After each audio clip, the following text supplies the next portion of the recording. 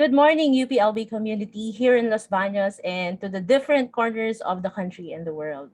This is a third of a series of webinars, what we call Academe-Alumni-Industry Linkages. And today, our focus is the industry perspective.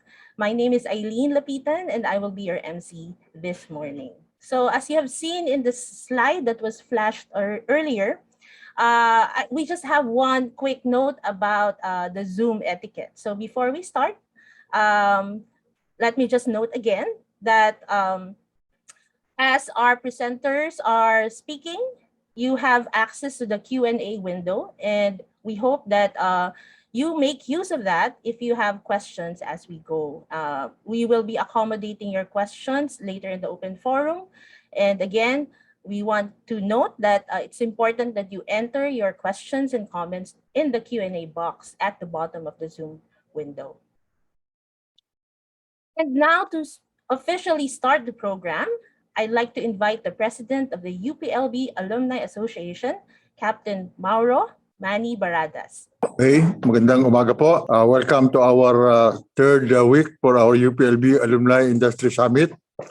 Unang-una po ay isang pagbati sa ating makisig na Chancellor, Dong Camacho, sa author po ng ating webinar, kay Dr. Resty Culiado, sa pakipag-ugnayan ng Office of the Chancellor through Dr. Aileen Mamino, ating participant for the day, Mayor Arcillas, si Mar Mamon, sa ating mga organizer po. Ako ay nagbabati ng isang magandang umaga. Well, marami po ang katanong, what's the purpose of our UPLB Alumni-Industry Summit? Unang-una po, nung una kong dumating dito sa UPLB-AA, ay aming pinag-uusapan ni Dr. Resty Culiado, ano ba ang pwede nating gawin para makatulong tayo sa universidad at sa mga estudyante at sa alumni. So, the UPLB Alumni-Industry Summit was formed. At ito nga po ang naging bunga ng pag-uugnayan ng Chancellor's Office at saka UPLB Alumni Association. So, the main purpose is paano natin mailalapit ang mga nagsipagtapos na may magagandang hanap buhay, may magandang negosyo para bumalik sila sa universidad. So, ito nga po ang ating gagawin. For the past few years or the few decades ay parang wala tayong narinig sa mga alumni, lagi lamang tuwing Loyalty Day. So doon po aktibo ang alumni. But ngayon, pipilitin po natin ng ating mga nagsipagtapos sa Universidad ng Los Baños na may magagandang hanap buhay, magandang negosyo na nakapagbibigay o nakakapagdulot ng trabaho sa mga mamamayan. Ay ating pong pipilitin na sila ay bumalik at makipag-ugnayan sa ating universidad. For the past so many years ay hindi po natin ito naririnig. Sa halip ay tuwi lamang may mga okasyon tsaka nakikita ang presence of the Alumni Association, ang mga magigiting o makikisig na board of the directors. So ngayon po ay pipilitin natin na imbitahin ang mga successful alumni na may mga negosyo na pwedeng maitulong sa universidad. Unang-una po, ang aming pinipilit na mangyari ang mga estudyante sa halip na maggawa ng kanilang thesis during the last few semesters of their schooling dito sa universidad ay ating pakiusapan ang mga successful alumni na may negosyo na kung pwede ay magkaroon ng on-the-job training even for a semester. No? So in spite of sila ay magtitesis, on-the-job training at sa paniwala po natin ay mas maganda kasi personal experience kaagad. No? And we found out na ngayon ang ating mga estudyante ay kahit tapos na ng kanilang kurso dito sa Universidad ng Pilipinas ay nakikipag-compete sa mga graduate students ng iba't ibang kolehiyo. So gusto po natin na ibalik sana yung mga nakaraang dekada 60 at 70 na bago pa mag-graduate ang mga estudyante, marami na ang nag-aabang nakukuha sa kanila. So ngayon po, ay ating pipilitin through this UPLB Alumni-Industry Summit. Sa November 6 po ay magkakaroon tayo ng isang magandang partisipasyon. No? So, welcome po dito sa ating summit. Ako po ay natutuwa na ang ating mga naimbitang panelists at mga speaker ay graduate lahat ng UPLB at maasa po tayo na tayo ay magkakatulungan. Ibabalik natin ang Lusbanyos Spirit sa magitan ng ating summit na tayo ay magkatulungan. So again, magandang umaga po sa inyo lahat at welcome po sa ating summit for this week. Maraming pong salamat. Maraming salamat din po, Captain Baradas. And now, to officially welcome us to UPLB, if only virtually, let's now listen to some words from the Chancellor of the University of the Philippines, Dr. Jose de Vera Camacho Jr. Magandang umaga po sa ating lahat. Good morning to all our webinar participants, to our reactors, Sir Mamon, Mayor Arlene, and to the President of the UPLB Alumni Association, faculty members, and staff of UPLB. Mabuhay po kayong lahat. Magandang umaga po. I am very pleased that we are engaged with our alumni. They are the very treasure of the university. When we assume the leadership here at UPLB, we envision that our alumni will be engaged with us, especially on important undertakings of the university. For instance, in partnership to collaborate a partnership with the industry, because after all, most of our alumni are leaders of the industry and the private sector. This is the third series of the webinar that will culminate with an alumni industry summit by the first week of November. And in today's discussion, our topic will center on the opportunities that will be given in terms of the industries and other business opportunities being located here at Region 4 or in Calabar Zone area, particularly in that very vibrant Santa Rosa area. And we have here our outstanding UPLB alumni, Mayor Arlene Arcillas, who will be giving us some of the important things that are happening around Santa Rosa Industrial Park. I hope that our alumni will continuously engage with us, supporting us in our undertakings.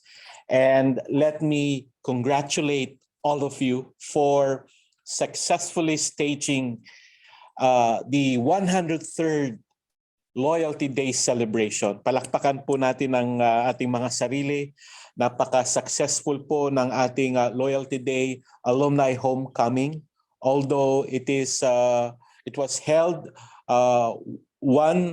virtually, but at the same time, last Sunday, about almost 100 alumni gathered here at UPLB.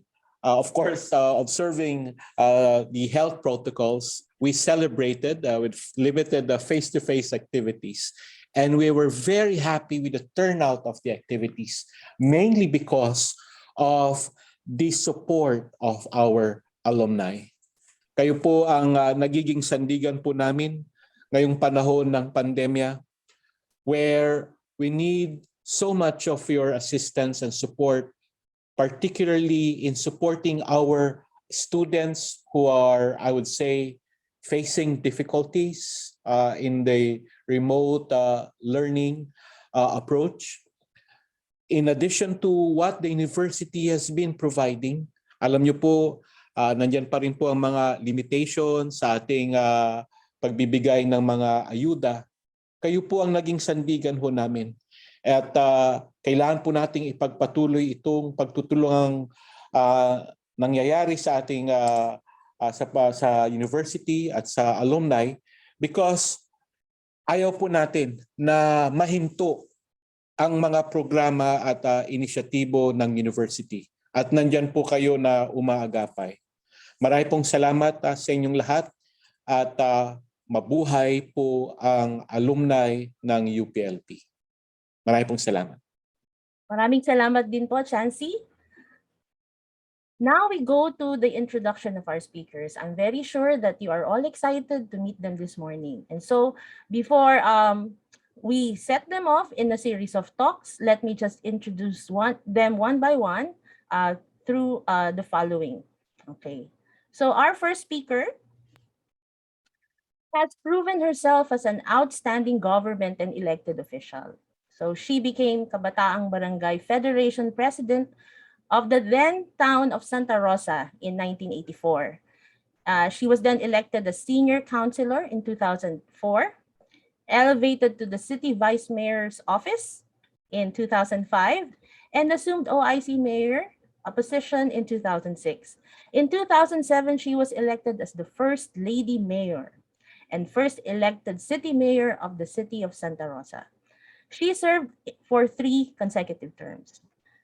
Proof of her effective service is that she received the Presidential Lingkod Bayan Award in 2011. It is the highest award given in the country through the Civil Service Commission and the Office of the President of the Republic. In the 2016 elections, she was elected as representative of the 1st District of Laguna. She ran unrivaled, adding to her already impressive record in public service. Her commitment to serve is not only limited to constituents. The House measures she authored and those that she helped examine serve to benefit the whole country. These laws include the Philippine Mental Health Law, the Universal Access to Quality Tertiary Education Act, the National Policy on Ease of Doing Business, the Universal Healthcare Act, and the Seal of Good Local Governance Act of 2019. And now she is back in her first home with a fresh mandate after having won the 2019 elections to serve once again as mayor of the progressive city of Santa Rosa. Truly, she is a woman committed to public service and will continue to make extraordinary contributions as the mother and leader of her beloved city. Ladies and gentlemen, it is our honor to have Mayor Arlene B. Arcillas of the city of Santa Rosa as our first speaker. Now, our second speaker is Attorney Rommel Gutierrez. He is currently the first Vice President for Corporate Affairs of Toyota Motors Philippines, where he spent 19 years of his career. He obtained his Bachelor of Science in Accountancy from the Ateneo-de-Zamboanga University and Bachelor of Laws from the San Beda College of Law and Arellano University. Attorney Gutierrez is the president of the Chamber of Automotive Manufacturers of the Philippines Incorporated, or CAMPI, since 2012. CAMPI is the leading automotive industry association in the Philippines, representing 25 global vehicle brands. He is also the current president of the ASEAN Automotive Federation, or AAF, which is composed of the national automotive associations in the Southeast Asian region. He is a licensed accountant and lawyer, and his professional experience includes external relations management, and data protection. Now, our third and certainly not the least guest speaker is Mr. Cesar Mario Ocampo Mamon, who is an agribusiness graduate of UPLB. His brief stint with the Technical Board for Agricultural Credit, or TBAC, of the Central Bank of the Philippines preceded taking over the management of the family agribusiness operations, and eventually its gradual diversification into entertainment, retail, real estate, and information technology. Mr. Mamon has been the Enchanted Kingdom's chairman of the board since the beginning and continues to serve as its chairman and president. In 2014, Mr. Mamon became the first Asian and proudly the first Filipino to serve as chairman of the International Association of Amusement Parks and Attractions in the 100-year-old history of the global association. IAAPA is the global trade association of the amusement and attractions industry that include all major operators such as Disney, Universal, Merlin, and Six Flags. Locally, Mr. Mamon helped in organizing the Philippine Association of Amusement Parks and Attractions, bringing together the major players in the local industry and aligning them with the global association, especially regarding safety and quality standards. He is a past president and current director of the Laguna Chamber of Commerce and Industry, a member of both the Management Association of the Philippines and Makati Business Club. He is also former vice president for membership and governor of the Employers Confederation of the Philippines. In 2011, Mr. Mamon was elected to be trustee of the Second Tourism Congress. Mr. Mamon is also recipient of the Distinguished Alumnus Award for Entrepreneurship by his alma mater, the College of Economics Management at the University of the Philippines, Las Bañas. This was in 2006. He is also recipient of the 2017 UPAA Distinguished Alumni Award in Entrepreneurship and Employment Creation.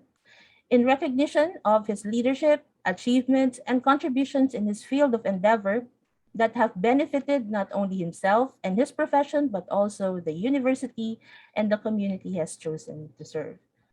So we are indeed in the company of champions. So let's now proceed with their presentations in the order of their introduction. Good morning, ladies and gentlemen. First, I would like to thank the University of the Philippines Las Bañas Alumni Association for inviting me as resource speaker for the Academe-Alumni-Industry Linkages, the Industry Perspective webinar. Throughout the years, the City of Santa Rosa was able to foster a great public-private partnership that led to growth of both the city and its locators. This relationship was once again proven when they lent us a helping hand in our response during this pandemic. And that is why we consider them not only as locators or taxpayers, but as part of the Santa Rosa family. Now, who is Santa Rosa? The city of Santa Rosa, Laguna is dubbed as the Lion City of the Philippines because of its vibrant and booming economy.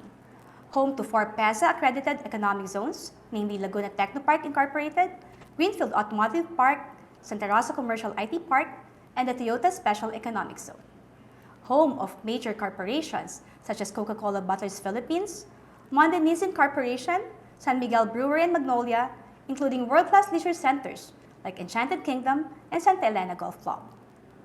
Top next wave city in the ICT hub of Region 4A, as we are among the top cities outside Metro Manila as prime location for information technology business process outsourcing.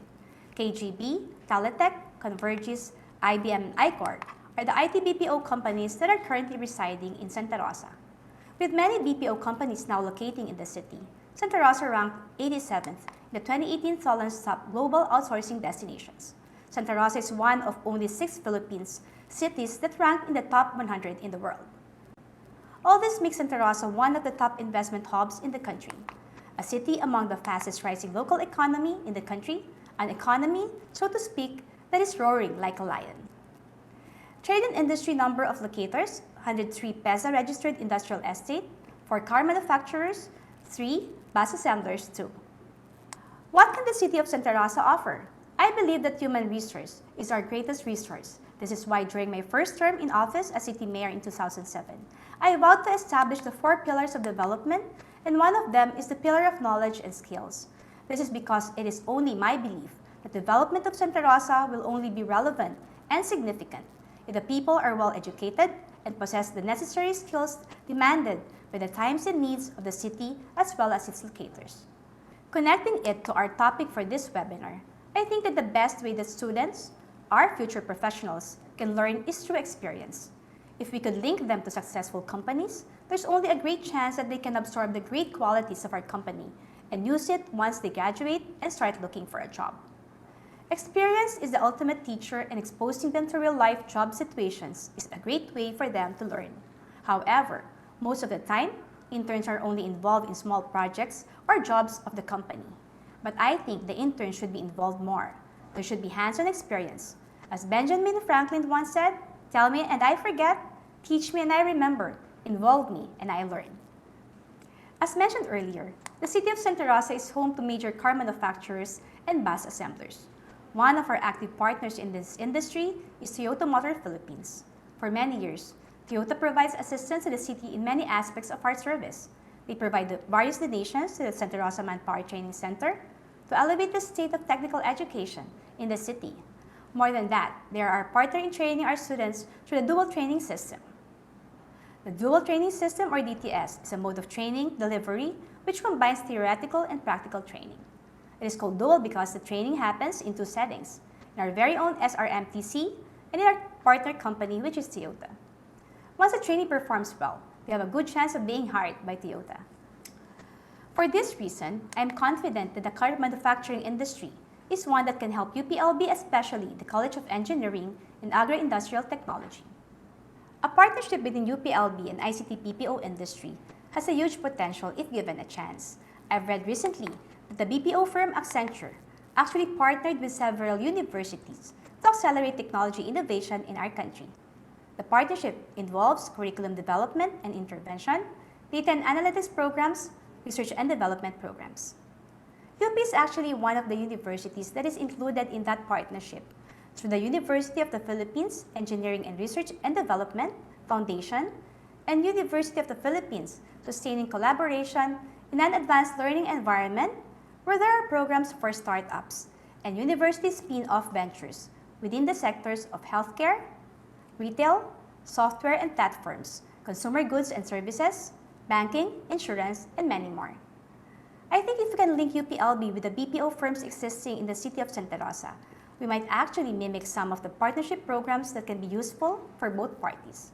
There are several other industries that could potentially partner with UPLB, but for now, I think that the top industries that would be of great benefit and are worth exploring are the car manufacturing and IT BPO, as they are two of our greatest strengths right now in our city. As for the city government of Santa Rosa, we also have our own partnership and internship programs, particularly Dole's Government Internship Program, or GIP, and the Special Program for the Employment of Students, SPES. These programs are mostly for people who are in high school or technical vocational institutes, college graduates, and out-of-school youths, but usually only last for 1 to 3 months. Other than that, we also had partnerships with the Department of Education with the work immersion of the senior high students. We also accepted college students who are seeking on-the-job training. Actually, we had scholars of the city that became interns of the city government and were eventually hired after graduation. On a personal note, we also help the youth through our foundation, the Leon C. Arcillas Foundation.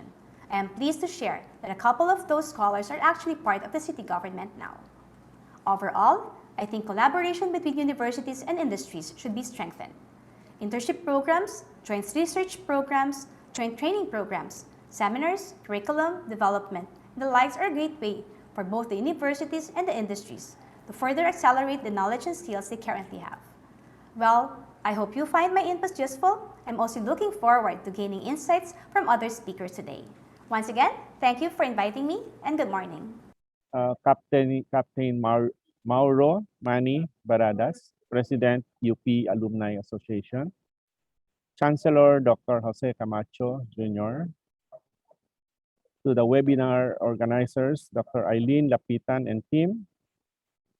My co-panelists, the Honorable Mayor Arlene Arcillas of the City of Santa Rosa, and my colleague from the Santa Rosa Business Club, Mr. Mario Mamon. UPLB-AA members and other participants, good morning. My presentation for today consists of 6 parts. So the agenda are the following: the outline of my presentation. Number 1, automotive industry structure. Number 2, auto industry product trends, industry after sales, human resource activities, auto industry production trends, production HR needs, and Academe-Alumni-Industry collaboration. Next slide, please.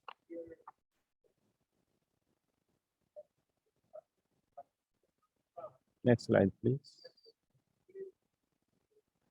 We have to understand the automotive industry structure in order to assess its human resource and knowledge needs. From a value chain perspective, the auto industry involves a very diverse but highly interconnected set of players. As such, HR needs across the value chain tend to have peculiarities even though these are interrelated. The traditional value chain focusing on the vehicle, can be easily structured into upstream, core automotive, and downstream. Simply put, this refers to the accumulated value produced in basic industries and auto-supporting industries, the blue box, to automotive and parts production, the green box, to distribution and sales, to after sales, the gray boxes. Also noteworthy is the emerging subsector of mobility services in the value chain, which by itself may require a unique talent pool. Mobility service can become increasingly complex depending on the level of service integration. This is something that may be of interest to this group in the future.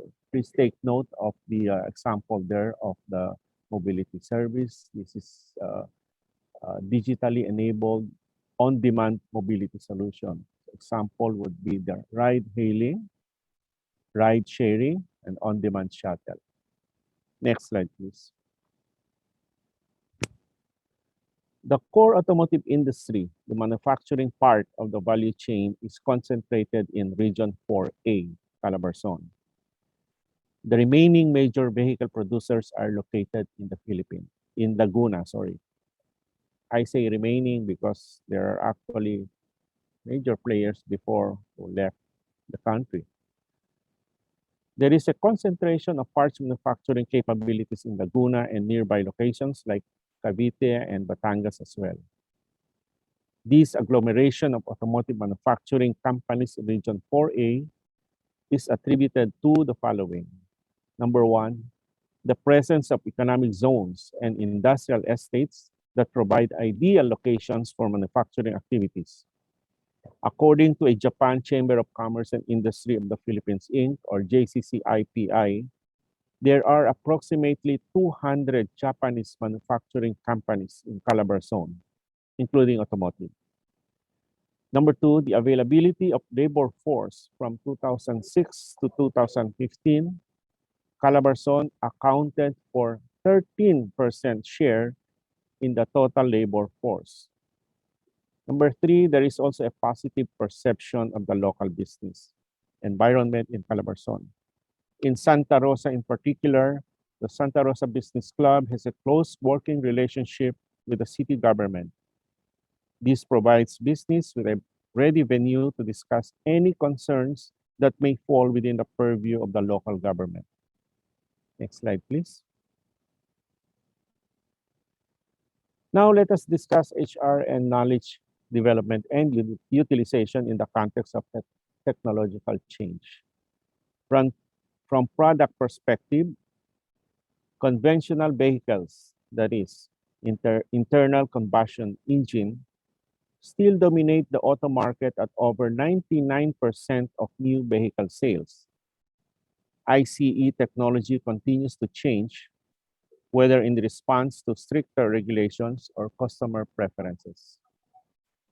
There are also emerging technologies, such as electrified vehicles or XEVs, a range of technologies that use electricity to propel a vehicle and includes hybrid electric vehicles or HEV, plug-in hybrid electric vehicles, and battery electric vehicle or BEV. CAMPI has been actively promoting vehicle electrification over the past 10 years. From the first introduction of HEVs in 2009, there are 5 HEV and 1 PHEV currently available in the market. In the distant future, connected and autonomous vehicles, or CAVs, a range of technologies that allow vehicles to talk to each other and the infrastructure around them, essentially reducing, if not eliminating, the need for the human driver to control all aspects of driving all the time. Next slide, please.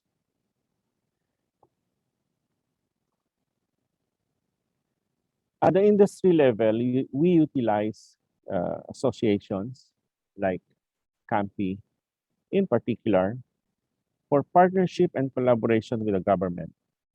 For TESDA, we provide support in the upgrading of We would competence like to announce, no? of those who desire to have a career in the automotive servicing and after sales. CAMPI provides support in the development and review of technical regulations and its validation. This also includes development and validation of competency assessment tools, or CATs. This direction is consistent with the Philippine Qualification Framework, or PQF, and the 21st Century Skills TESDA Global Standardization. Amid the evolving technology in the automotive industry, it is also timely that we align and update the skills of our people for them to be relevant and competitive. Part of this is the development of training regulation for electric vehicle and hybrid technicians. This will also support job matching that promotes acquisition of skills, competencies, and qualifications vis-a-vis the requirements of the industry. CAMPI also supports the initiative of TESDA to develop the automotive after-sales management under Level 5 of the Philippine Qualifications Framework. This provides another option for the Filipino workers who wish to have a diploma in after-sales. Next slide, please. In the case of TMP, or Toyota Motor Philippines, we have established the TMP School of Technology, Inc., or TMP Tech, in 2013 with the support of Toyota Motor Corporation, Japan. TMP Tech aims to provide excellent technical education and promote the Philippines as an automotive HR development hub. It also aims to provide employment opportunities in both the local and global network. Next slide, please. TMP Tech has 3 regular courses with TESDA. Number 1, the first program is the General Job Automotive Servicing, an 18-month program aligned with the training regulations of the technical or of the TESDA.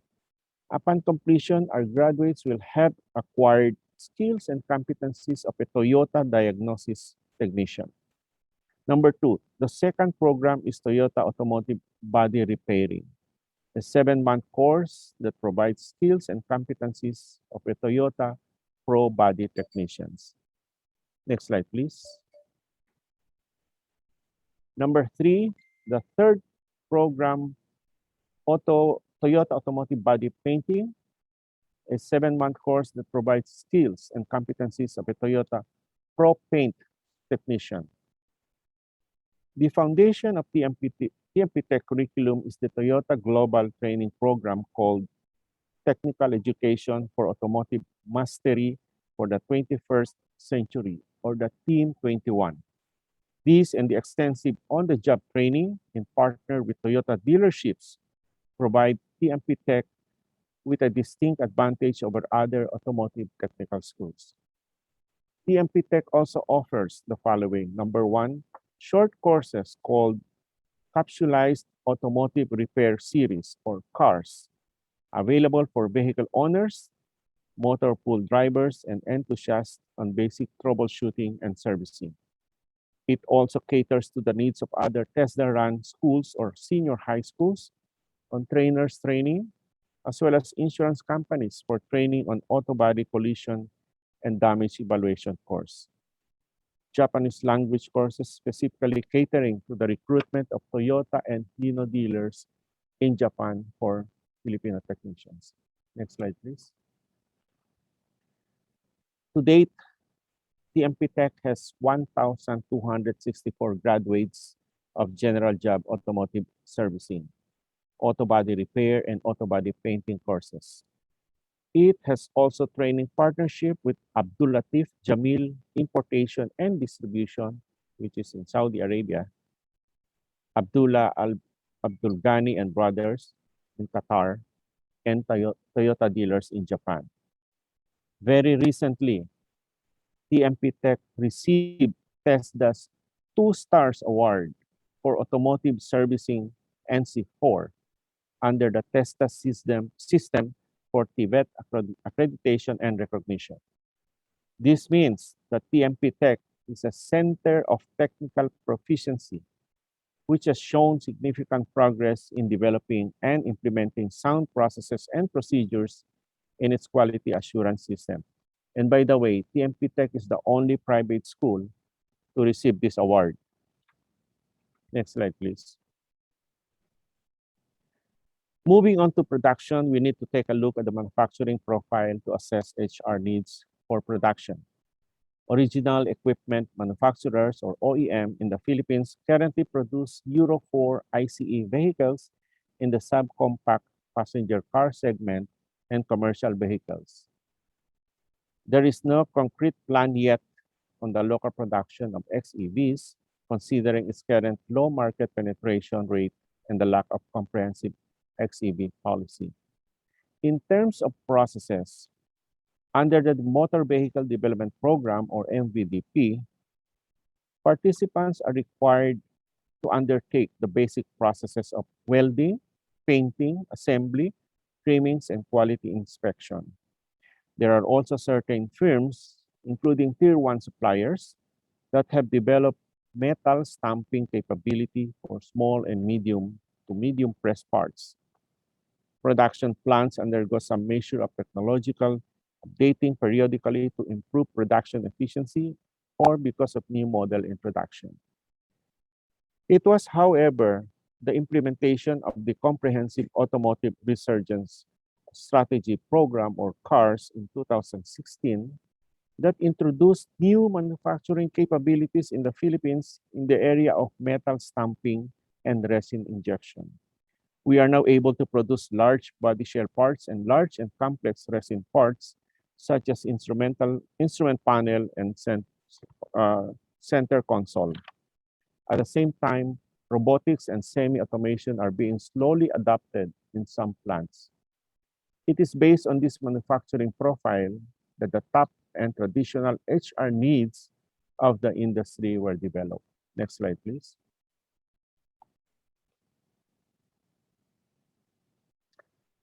The HR needs for production are distinct from after-sales HR needs. It also varies among manufacturers. For insights into HR challenges in automotive manufacturing, we can refer to the findings of the Japan External Trade Organization, or the JETRO, and the Japan International Cooperation Agency, or the JICA. The annual JETRO survey reveals that difficulty in recruiting engineering staff is among the top 5 management problems in the Philippines for manufacturing in general. A focus study done by JICA in 2018 found that there are gaps in technical skills. Please see the table. And there is a need to improve on communication skills, Japanese way of communication. The approach for production HR needs is different from after-sales HR. Whereas servicing technician skills requirements can be addressed through common technical regulations under TESDA, production HR depends on the level of production, plant technology, and the manufacturing standards implemented by our regional and or global headquarters. As such, the specific HR gaps, mostly in specialized technical skills, are addressed through manufacturing or in-plant trainings. Next slide, please. For example, Toyota has the TMP Manufacturing Training Center, or TMTC, to support the specific needs of TMP production. Production staff are required to undergo and pass fundamental skills trainings on a per shop approach before they are deployed at the shop floor. This equips team member with the necessary skills and understanding of his role in the manufacturing process. Safety education is also embedded in all trainings. Next slide, please. TMTC also has continuing programs for team leaders and group leaders in the shop floor. This is consistent with the TMC principle that follow-through in-plant trainings is fundamental to quality advancement. TMTC also teaches job instruction, which is an important tool for knowledge management. The approach aims to manage tacit knowledge or operational know-how by combining a documentation system and internal training system. Next slide, please. I only have, I think this is the last slide. It is evident that automotive companies, whether by itself or together with its partners, have made progress in certain areas of HR development and knowledge management. For value-added collaboration, it would be helpful to focus on industry needs based on the industry's jobs demand forecast. Under the new normal, number one, how to avoid disruption, not only in the production process, but also in other business processes, including marketing, while implementing strict safety and health protocols. Number two, the industry 4.0, considering that we are already in the stage of semi-automation. Number three, sustainable manufacturing, considering that environmental protection is among the basic values that car makers follow with respect to operations. Firms require highly innovative skills to implement their sustainable manufacturing plant initiatives. Finally, digitalization and new mobility, as discussed earlier, is an emerging part of the value chain where the OEMs will play a great role in the future. For this, we see greater need for material science, systems development, electronics and communications engineering, information technology, digital marketing, and data analytics. Please focus your attention on the blue box on the top. Jobs demand forecast for the next 5 to 10 years. The academe and alumni may be able to provide guidance in developing higher education curricula to align with these needs.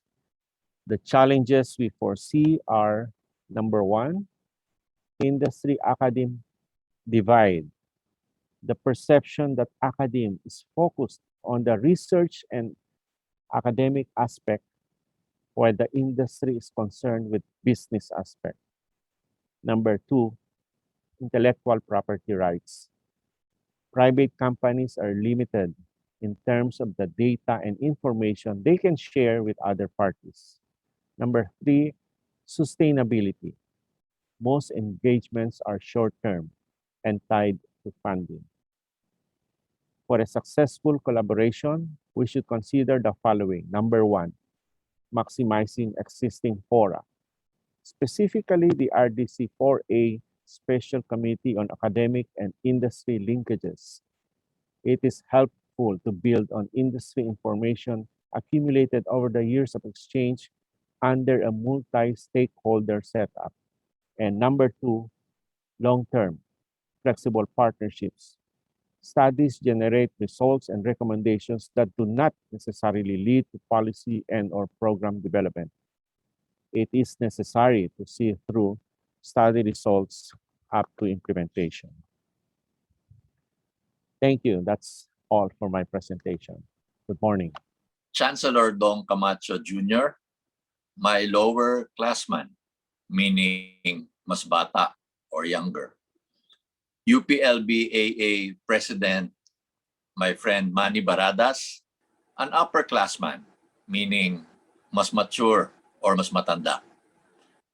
Our beloved Mayor Arlene B. Arcillas of Santa Rosa City, my industry colleague and business friend, Attorney Rommel Gutierrez, who I always contact if I need anything from Toyota.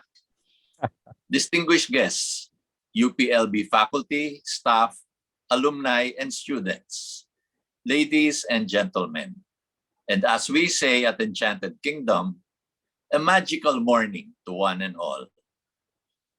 I feel very privileged and honored to be with all of you this morning and be part of this panel discussion on linkages, something that is very important and relevant not only in normal times, but more in the times that we are in now as we continue to endure the current situation of the pandemic and prepare for the future of our children and our children's children. I have no doubt that the ongoing pandemic situation had been a life-changing experience to all of us. And most of these experiences are not on the normal positive side, I would assume, where being negative is much more preferred when referring to the virus, of course. Whereas being negative seems to be a new positive, we continue to find ways in all aspects of our lives to bring back the real positives. May it be in our personal lives, businesses, education, and more importantly, governance. As a brief flashback, Enchanted Kingdom is turning 26 years old this coming October 19th. And not being able to operate at this time is just one of the major challenges that we had to face over the last 2.5 decades. Hint, hint, Mayor Arlene, both internal and external, local and international. Unlike the current pandemic that is affecting all aspects of our lives, most past challenges that we went through were more or less more manageable. A case in point would be when it came to the talent pool that we needed at the start and to maintain the business over the years. Although the operation and management of a themed amusement park sounded very new to the country then, or 26 years ago, the different components and disciplines of the business, such as general management, marketing and sales, food services, merchandising, technical and facility services, IT or information technology, landscaping, etc., gave us an opportunity to source the talent we needed from generally what was available. Hiring the right people, training and refocusing them on the amusement park business further honed their skills. But all of this did not come without a cost or the danger of losing them to other opportunities. By other opportunities, I meant not only for better opportunities in other industries around us, especially in a progressive setting such as the city of Santa Rosa, but more for the lure of greener pastures and opportunities abroad, especially in the Middle East, where there continues to be a boom in amusement and attractions facilities. There continues to be a demand for trained personnel who in some way had our amusement industry or their EK experience as part of their resume. We will definitely not be able to prevent this migration of trained personnel for better opportunities here and abroad. So at an early stage in our history, we realized the importance of starting with linkages among different educational and training institutions around us. Come to think of it, if you look at the demographics of park guests before the pandemic, we were averaging 500,000 to 600,000 students from different levels on educational field trips per year. Not only were they being exposed to the thrills of the rides and attractions of EK, but also to a certain extent, the feeling of how it is to work in an amusement park environment, especially for those in senior high school and other higher levels. Also, in line with the previous statement, we collaborated with different institutions from as near as Calamba to as far as Baguio City for their senior high school students to fulfill their OJT requirements at the park under a program we called Castmates, after how we refer to our employees as cast members.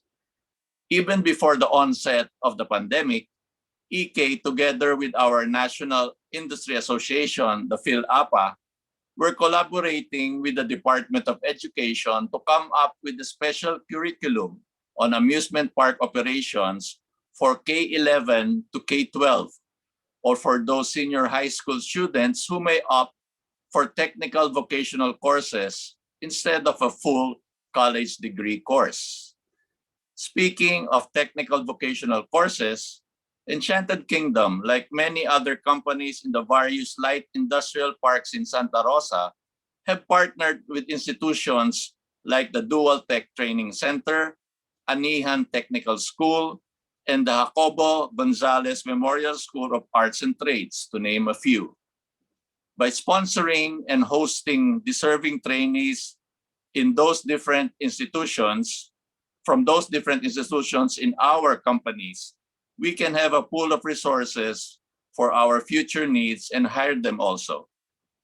As may have been mentioned earlier by Atty. Rommel, TMP or Toyota for its part has its own Toyota Motor Philippines School of Technology in Santa Rosa and even a GT Toyota Asian Center Auditorium in UP Diliman.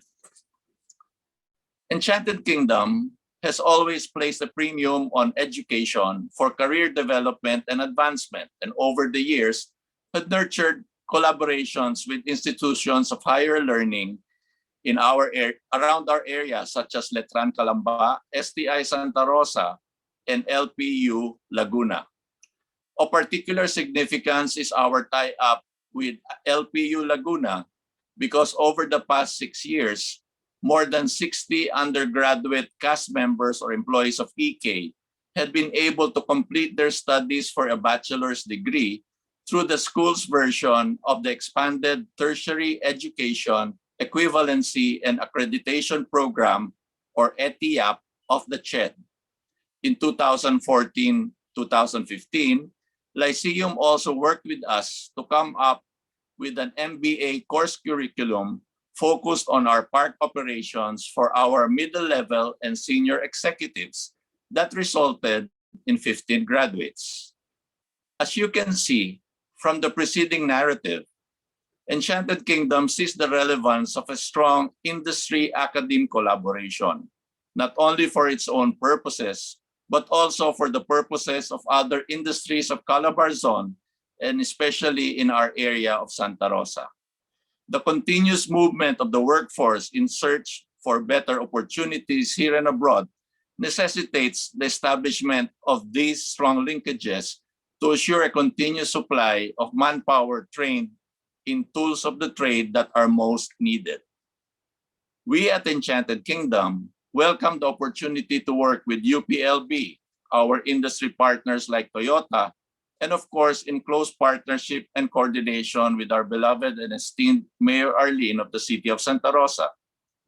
Much had been said, attempted, and done about skills matching, needs analysis, and the like between the Academe-Industry, alumni, and government.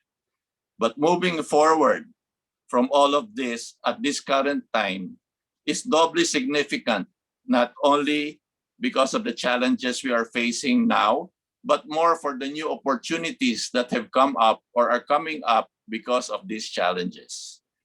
I would just like to close with a little trivia, and I direct this to all our beloved students and young professionals who are just starting to live their dreams.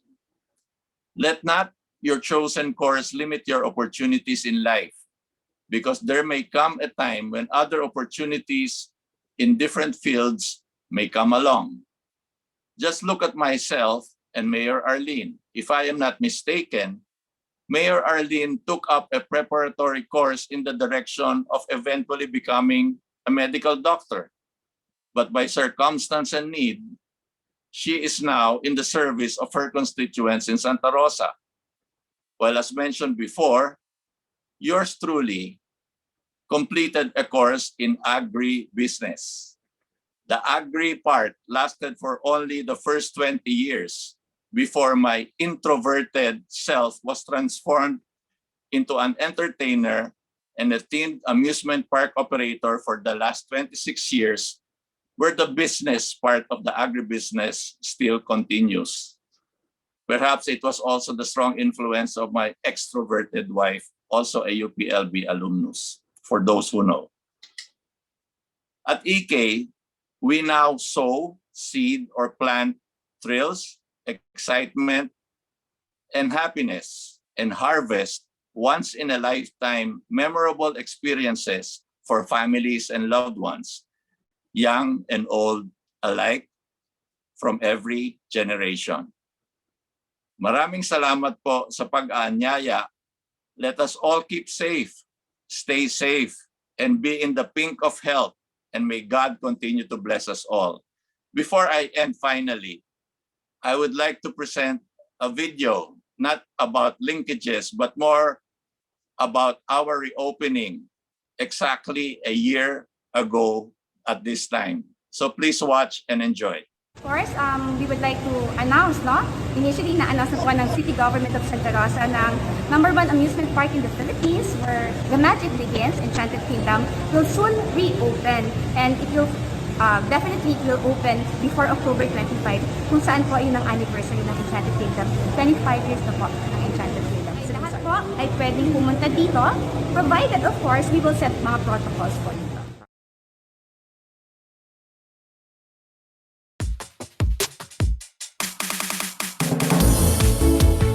We're here to make sure that Santa Rosa can bring the magic back to the lives of not only the people of Laguna, but also of the whole of the Philippines visiting.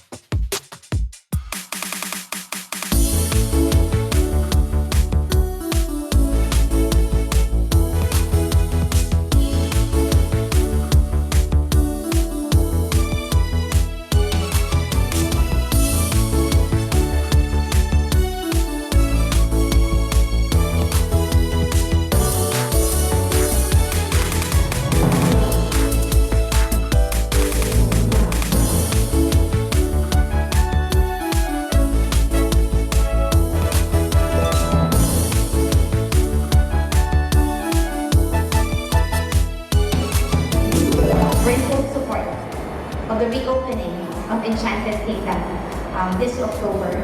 I think we're ready. I think Etiquette is ready.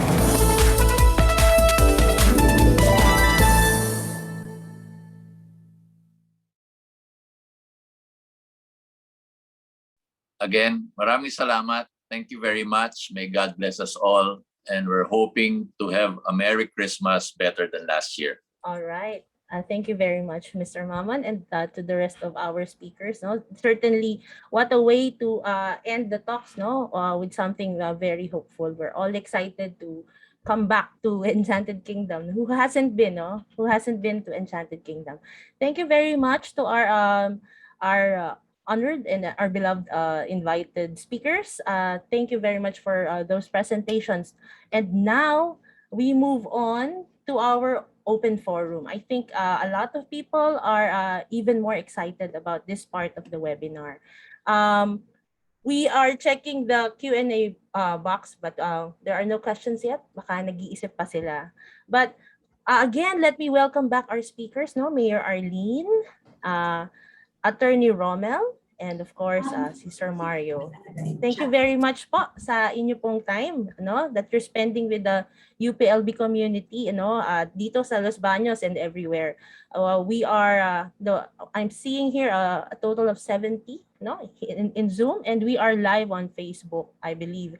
So, siguro, let me start siguro the discussion with some questions, no, that we have prepared before the event. Although, of course, you would notice that the talks of our guests have touched on some of these points. But now let's just open it up into a conversation, no, among our speakers. And of course, everybody is enjoined to chime in through your comments in the chat box, or of course through your questions in the Q&A. So going back lang po, no? So as we have seen, siguro po balikan lang natin yung unang curiosity natin, no, in holding the webinar. We really want to emphasize the current and emerging human capital needs. Of course, there's knowledge needs and technological needs in the sectors in Santa Rosa. Actually, I got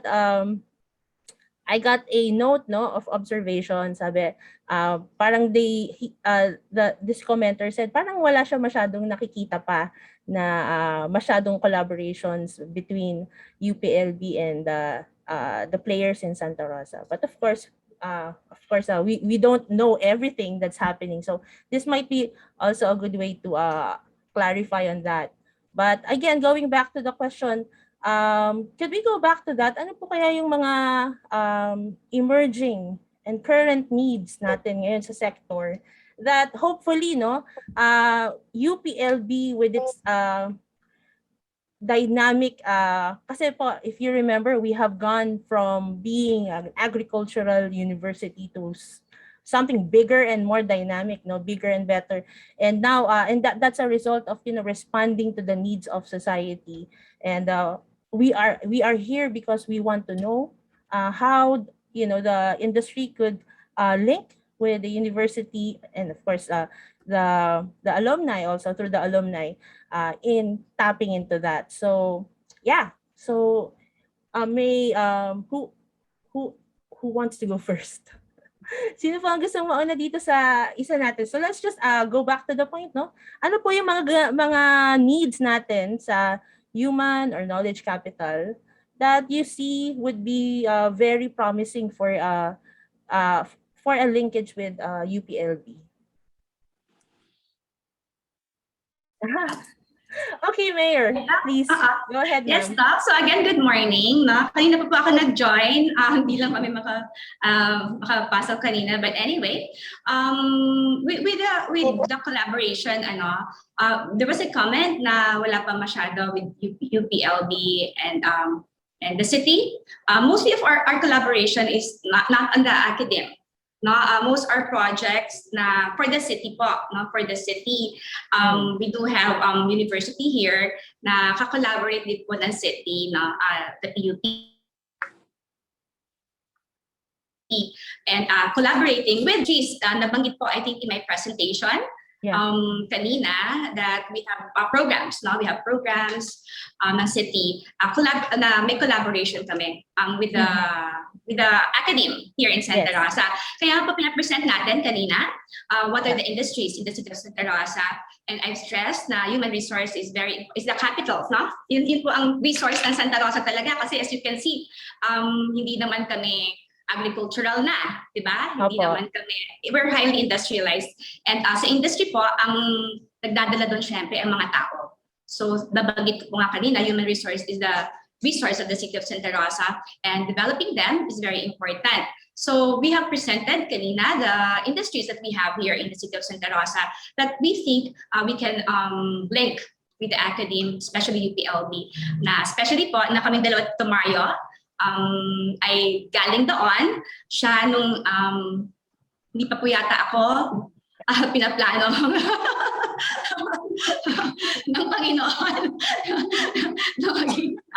But then, as you can see, with the industries and the city, sobra po ang collaboration namin. Na-present yan ni Atty. Rommel at saka ni Tito Mario, no? But then again, yung sa team nga natin ngayon, that's why we are presenting what Santa Rosa is, for us to be able to know kung paano tayo makaka-collaborate with the Academe, especially UPLB. Yes. And I'm pretty sure that a lot of our alumni and the people in the UPLB community are listening in and trying to figure out how they can step in and tap into that opportunity. But Doc, we do have programs, no? Especially for health and environment that the city, I make collaboration po with UPLB. Yeah, most of our programs actually. Yes, that's great. Yeah. Any more? Kanina po may nabanggit si Attorney Rommel na maganda yung mga pinoint out niya yung tungkol sa digitalization, no?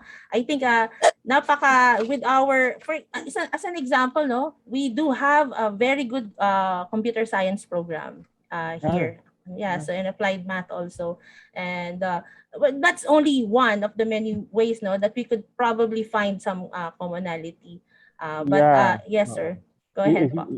if you want, I'll mention again the things that I mentioned earlier about the jobs demand forecast for the next 5 to 10 years. No, number one would be material science. Number two, systems development. Number three, electronics and communication engineering. Number four, information technology. Number five, digital marketing. And number six, data analyst or analysis. Yeah. Okay. So thank you very much po for that ano, for that recap. Yeah. So with regard to what Mr. Mamon shared, I think in your story you mentioned a lot of different skills, no, that I think we could find also in UPLB, sir. Yes, totoo 'yun. Una-una gusto ko lang i-correct si Mayor kasi palagay ko Magka-batch ba tayo? pinanganak na siya nung nasa UP ako. Anyway, but yun nga, bali nga binanggit mo, Dr. Aileen, na the university has evolved from the time na nandoon kami, which was in the 70s. Kaya talagang noon talagang purely agricultural lang, mainly. Ang business courses namin noon were still in Diliman, no? Kaya may halong Diliman pa. Pero ngayon kakaiba na dahil autonomous na ang UPLB at napakarami na talaga ibang courses na ino-offer that are applicable or that can be used for businesses, not only for EK but also for other industries like manufacturing sa Toyota, etc. No? Mm-hmm.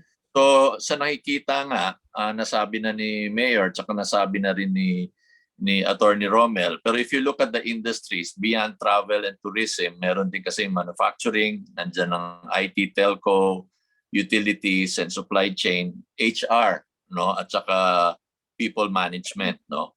Kaya doon lang sa mga different fields na yon, makikita natin yung opportunity for collaboration that can be started between the industries and also the academe, and perhaps with participation also by the local government, at least for Santa Rosa.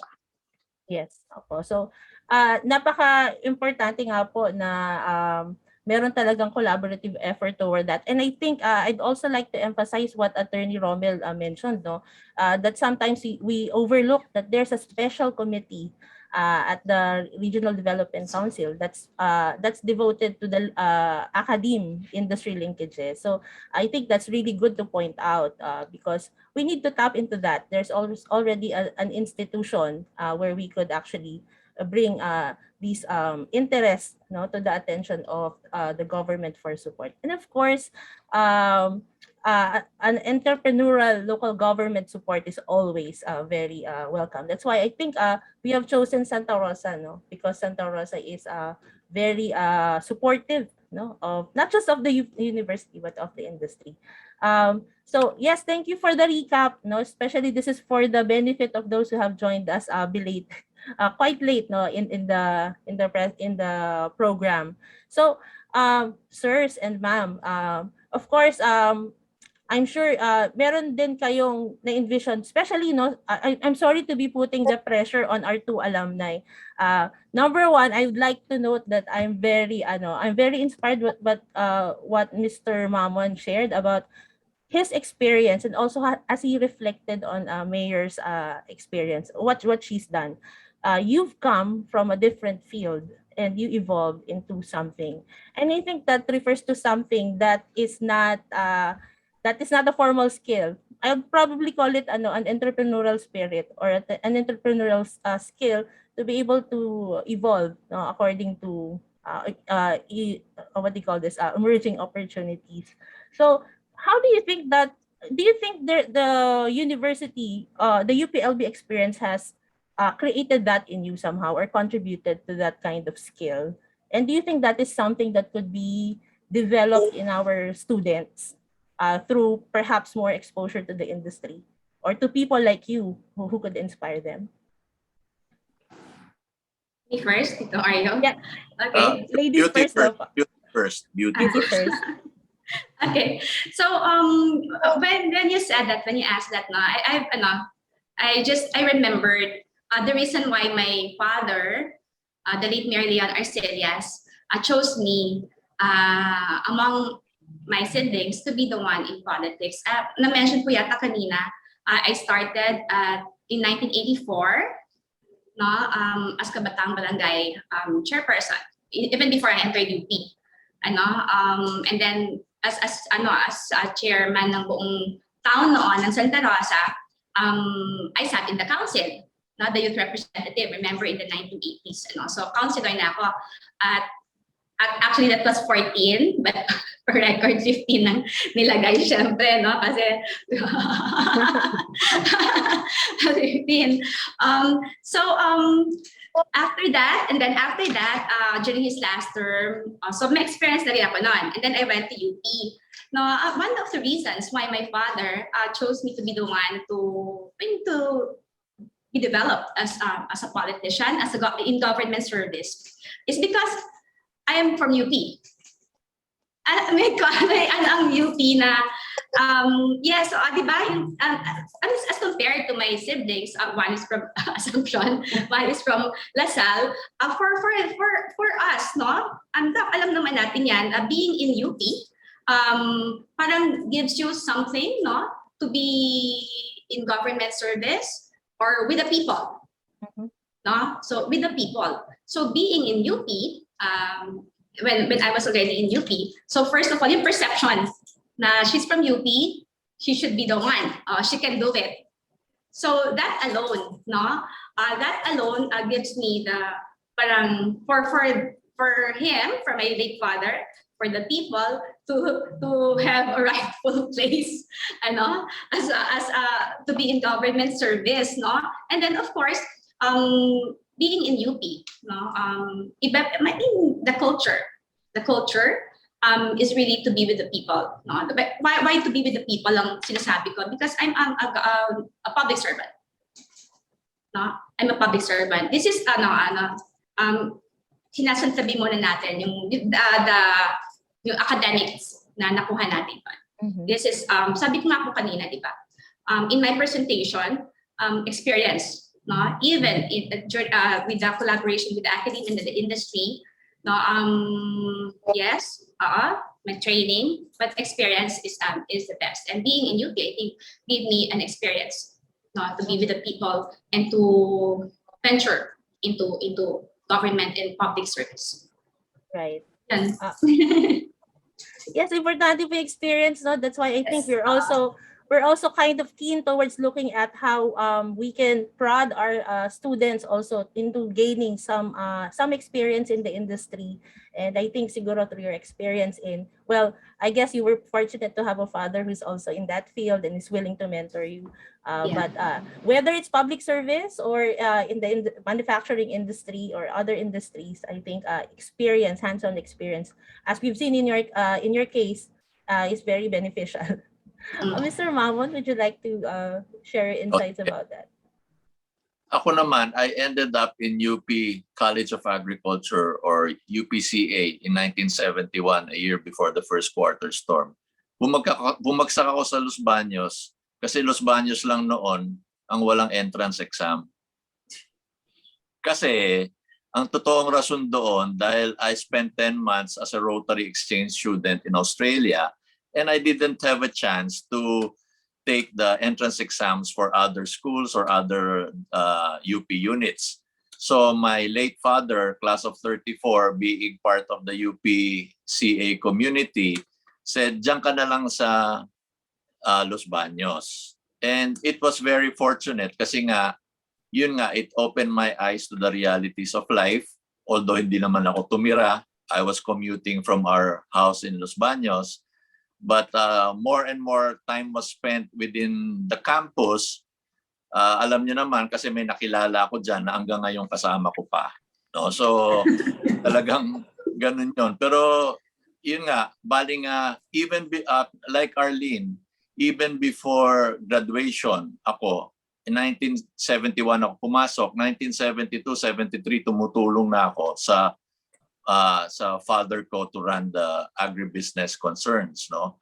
So I was really exposed already to people and other activities outside of school, and it helped me a lot in being able to relate what I was learning in college into tawag dito mga applications talaga in the real world, no? So kaya lang the drastic change came when all the areas that we were using for agribusiness nag-iba ang land use. And the change in land use couldn't be avoided because everything around us also changed in the land use. And we had to look for a new niche activity. And then out of the blue, lumabas, why not an amusement park? Yun. So why not? And that idea started about 31 years ago, and it became a reality 26 years ago next week. Wow, No, how so inspiring. and then after that nga, roller coaster ride pa rin, 26 years, nadagdagan na naman ngayon ng panibagong part ng roller coaster. But I think with the cooperation among the LGU led by Mayor, and then the industry like Toyota, who is also a frequent client of EK, Atty. Rommel, 35 years na raw kayo next year. Baka pwede naman sa amin. No? The blessing ni Mayor. Of So, course, So, magandang samahan namin sa Santa Rosa. May it be in professional, in government, in social. No? So, social. No? So, yun. Parang life is good. We welcome the challenges, but we also welcome and thank God for all the blessings. Yes, so thank you po. No, that's very inspiring. No, there's split. I see the president of the UPLB-AA raising his hand. And before I call on him, I'd also like to remind our viewers on Facebook that you could post your questions or comments to us, and we will get them. We will get to them. Captain Baradas, you have the screen.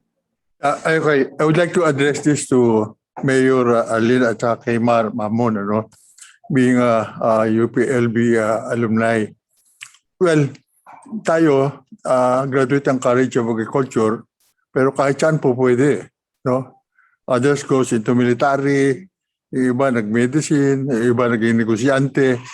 Ako, agronomy major ako, pero naging piloto naman ako, naging negosyo ko, aviation. No? So ngayon, sa ating pakikisalamuha sa iba't ibang nag-graduate ng university, ang una ko tiyatanong, yung bang thesis na ating pinagkakaguluhan sa Los Baños na halos hindi tayo makagraduate, meron bang naitulong sa ating trabaho o naging negosyo? So, ang sagot ay iba ay parang hindi kailangan. No?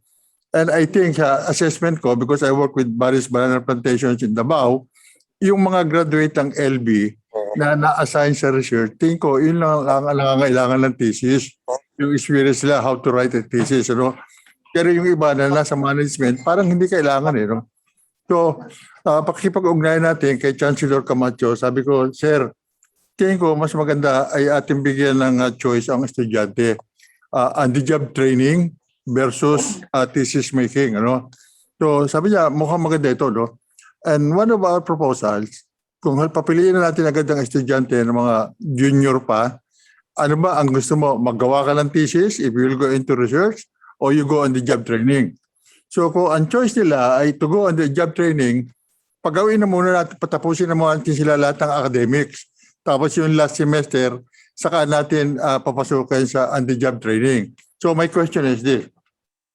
Kung ang choice ng isang estudyante ay on the job training, tatapusin niya ang kanyang kurso, dahil tayo pag magtitesis sa junior pa, tayo nag-umpisa ng thesis, no? It would take a year. So ito, on the job training, one semester pagkatapos ng kanya academic. So ngayon, ipapakiusap namin, I would like to pinpoint muna Enchanted Kingdom. So sa iyo, maraming pwedeng pasukan. Unang-una siguro sa landscaping, ano?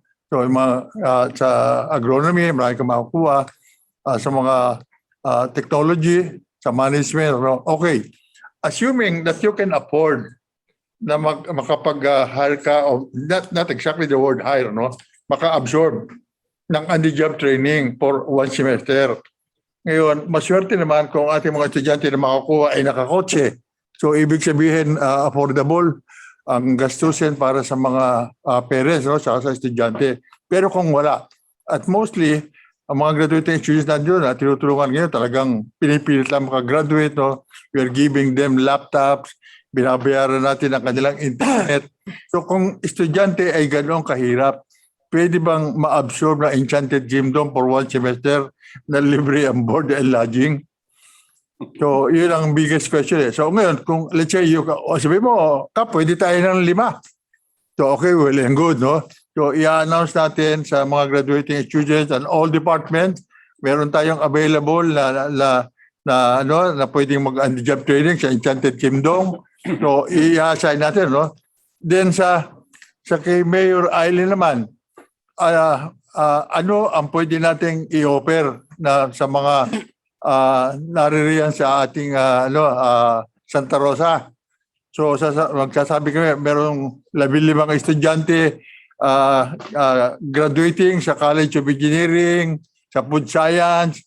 So si Mayor Arcillas na siguro ang pipili na kung saan niya pwedeng papag-on-the-job training ang mga bata. So the biggest question is, kung sakali ba na merong kumpanya na pwedeng mag-absorb sa ating mga graduating students, pwede nating bang ipakiusap ang pre-board and lodging. Kasi yun ho ang pinaka-importante na ating mga graduating students. As I've said, magaling kung nakakotse ang estudyante, it means to say, mga parents nila ay kayang-kayang gastusan yung on-the-job training. So yun po lang ang aking biggest question kay Ginoong Mamon at saka kay Mayor Aileen. Mario? Sige. Ang sagot ko doon, Manny, it's a big yes. Kasi nga, kung narinig mo kanina, parang we have already some semblance of that, no? Hindi lang nga UPLB, pero kamukha nung sa Dual Tech Training Center, no? Nag-sponsor kami ng mga trainees for their formal training doon sa center, and then there's a certain time na nag-OJT sa amin. And most likely, pag OJT nila sa amin o kaya sa Toyota, bali halos sigurado na doon na sila magtatrabaho. So may allowance yung mga yun. Yun, sabi natin. Oo. Pagkatapos, yung sa yung sa comment now about the thesis, or in my case, it was a special problem. I think in my case, it was useful. Kasi yung topic ng aking special problem was about a certain aspect of our operations. So nagamit ko yon. And going back again to my talk, yung aming tie-up with Lyceum, yung nag-MBA, yung 5 namin mga senior managers at saka mga executives, ang ginawa nilang curriculum, may it be marketing, may it be finance, no? It was about Enchanted Kingdom. So parang doon sila tinesting on different aspects of the business. O yung kunyari, magbubukas kayo ng water park, magbubukas ka ng hotel, gawa ka ng feasibility study. So yun, maganda yun na mapag-uusapan nga kung sino man units within UPLB ang interesado o kaya merong tawag ditong match between our needs, the industry needs sa Santa Rosa at saka doon sa mga courses, pwede. Yung kay Mayor Arlene, sinabi mo food science. Sasabihin mo kay Mayor Arlene, Mayor, pag meron food science in-offer sa'yo, pasa mo rin sa amin dahil meron din naman kami food services. Ganon. So we're very open nga. That should be the result of this activity this morning. More collaboration. Mayor? Yes, okay. Yes, Captain Baradas, about the thesis, I think it's a good idea. But then again, for me naman, lahat naman po may importansya, no? So I guess may rin. But I was at plant ecology. I shifted from cell biology to environmental management. So about plants po yung aking thesis. And parang mas maganda nga, mas training yung, on-the-job training yung ginawa. But then again, about what you have said kanina po, wala pong problema dyan. Sabi ko nga, in coordination, kami ng mga industries dito, ngayon pa lang po, pumapayag na po ang Toyota Motor Philippines para po doon sa, para sa request ninyo, right, Atty. Rommel? Wow. But anyway, Basta but that's serious also, no? Why? Because we have the Santa Rosa Business Club, remember? And all other programs that we can help the industry as well as the Academe, ngayon po, Academe, ay pinapasok namin po. But then again, sabi ko nga po kanina sa presentation ko, no, kasi you're talking about the industry, no, Captain Baradas, in the City Hall, an example po, no, in the city government po, we have the on-the-job training natin, and we have mga scholars po na ina-accommodate natin dito. Mga GIP po yun, yung nabanggit sa presentation ko kanina. Yun po, may mga allowances yun. At dito po, kapag ka naman po nag-OJT, tapos pag may request sa akin, no, personally naman po, no, of course, I cannot take on everyone. Pero kung mga 15 lang po, and hindi ganun karami, then yun, Arcillas Foundation, na tumutulong po dito sa amin ay kasama po namin doon. That's why I even have scholars na graduate po ng UPLB, no, and other UP campuses, ano. But then again, sabi ko nga po, pag mga ganyang programs po, we can always collaborate and we can request and do a program about that sa mga industries po natin. Right now, the foundation can help them. Provided, of course, na may partner tayo, industries. Even po yung namin, high school namin, Santa Rosa Science and Technology High School, talagang partnership po rin yan. Sa board of directors po, may members kami na from the industries natin dito sa Santa Rosa. Most of our programs in Santa Rosa, alam po yan ng Enchanted Kingdom, alam nilang Toyota ng TMP, ay sa CSR po nila, ay meron po kaming collaboration. Lahat po, kung makikita ninyo, lahat ng committees, dito po sa lungsod, even yung official committees po, no, ng city, meron po kaming parati dyan, partner na NGO at partner na industry po from our companies. So we can work that out, but right now, kung meron na po kayo, we can find, they can choose an industry. It's very easy for the industries to accept them, and we can work out kung meron pong kailangang support na para sa kanila. Okay, that's great to know po. I think it Basta helps a lot, no? Basta Toyota yes, lang. attorney. Basta Toyota lang ang mga sasakyan nila. Mr. Mamon, your phone po, microphone is not on. Tama ba? Yeah, nakamute. Hindi, gusto ko lang idagdag, pwede kami tumanggap basta payagan na kami magbukas. Okay. I was in EK, sorry, Doka, I was in EK, remember? We just, we've given them the safety seal, awarded them. Actually, the outside tent will be used now. We're preparing that as additional vaccination site. And sabi mo, Tito Mario, di ba, sa na tayo mag-open, pina-prepare. Di ba? Sure na yun. Yeah. We'll work it out. We'll work it out. Sa month na gusto mo. Okay, ganun ka business friendly, which later on, meron tayong assessment for most business friendly, no? PCCI po. So, alam naman actually, spoiled po ang Toyota at saka ang EK sa Terasa, sa akin. Galing naman mag-alaga ng LGU. Si Captain Baradas is raising his hand. Yes po, Well, sir. para ulit sa ating mga agi graduate kay Mayor Aileen at kay Mar. The main purpose ng aming proposal sa OJT, kasi ang mga graduate natin ngayon, compared to during our time in dekada 70, noon tayo, 2 semester pa, meron agad nag-aalaga ng kumpanya na kukuha sa atin. So alam na natin kung saan tayo mapupunta. Ngayon, nagulat ako, I've met 3 graduate ng ating LB, walang trabaho. So 2 semesters na silang nakagraduate, hanggang ngayon wala pang trabaho. Well, unang-una ay acceptable naman na bihira ang naghahanap kayo ng mga employee kasi because of the pandemic, nagbabawas ka ng tao. No.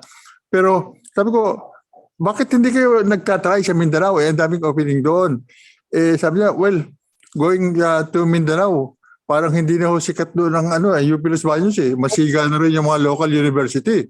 So in terms of agriculture practice sa field, mukhang priority lang yung mga graduate ng Musuan, yung mga taga-Siliman, So the very reason kung bakit namin naisip yung ganito na magkaroon ng on-the-job training sa mga company na pwede mag-absorb ng ating graduating student para kung sakali na yung on-the-job training nila kung maganda ang kanilang performance ay nakakasiguro sila na pwedeng ma-hire. So isang main objectives kung bakit namin pinaplano instead of mag-thesis kasi requirements lang naman yan 5 units, kung on-the-job training, hindi naman kailangan na mag-thesis, makakapag-experience agad sila in advance for 1 semester. At the same time, kung maganda ang performance, baka pwedeng ma-hire ng mga company. So yun ang aming major objectives. Kaya ang isang request namin na at least matulungan ating mga graduating student, ibibigay natin sa mga lahat ng company na ito ang mga gagraduate. Ikalawa, normally, pag nasabing ikaw ay scholar, mataas ang grado. Yun ang ating konsepto ng araw Caltech scholar to, but you have to maintain a grade of 1.75, or 2. Ngayon, ang isang konsepto namin, baka naman pwedeng ang mga company ay mag-adapt na ng mga estudyante agad. Kasi under 3rd year sa kolehiyo ay naka-link na kaagad o nasa isip na agad nila kung ano ang gusto nilang major. So baka naman po pwedeng makiusap sa mga company na ma-absorb ang mga estudyante na wala namang failing grades. Kung halimbawa ang average lang nila ay 2.5, 2.75, i-consider na natin yung word na scholar. Kasi nung araw, pag sinabi ka scholar, may kandidato ka ng cum laude, magna cum laude. Ngayon, basta wala lang grade of 5, tawagin na natin scholar. So, 3rd year, ay baka pwede na namin ibato sa mga iba't ibang company sa palibot dito, lalo sa Santa Rosa, baka naman pwede natin i-adapt ito na scholar, wala itong grade, desidido itong magtapos ng kolehiyo, at desidido rin na magserbisyo sa inyong kumpanya kung sakaling inyong magugustuhan. So yun ay ni-address ko kay Mar at saka kay Mayor Aileen. Kami ay nakikiusap at napakarami estudyante ngayon ang gusto makatapos pero cannot afford. Kaya naririto binabaka ng alumni sa magitan ng kaunting tulong. Kaya yun yung pagka-graduate nila ay meron kagad trabaho ay napakalaking bagay. Yun lamang po. Maraming salamat. Gusto ko lang magdagdag ng konting comment doon sa grade point average na requirement dati na para maging scholars of different companies. That was before. Ngayon talaga iba na. Kamukha sa amin sa EK, kahit average ka lang o a little above average ka lang, napaka-importante sa amin dapat marunong kang ngumiti. No? Kasi kung ikaw ay papasok sa amin, pero di ka pleasant, kahit Magic. diba? So kailangan magic. Tapos, pangalawa, if you look all around the world, sino ang masasabi mo na nasa Forbes top 50 na talagang PhD o graduado? Bilang na bilang mo yon. Marami. Lalo na Silicon Valley. High school graduate at saka these are people below 30 years old, bilyonaryo na. So talagang sa mga advanced economies like sa US, sa Silicon Valley, hindi na tinitingnan masyado yung marka kung ano yung kaya mong gawin, yun ang binibigyan ng weight. So although importante pa rin yung makatapos at saka yung grade, sumusunod pa rin, may iba pang mga requirements. So maganda yung sinabi rin ni Manny. Okay, thank you very much for that.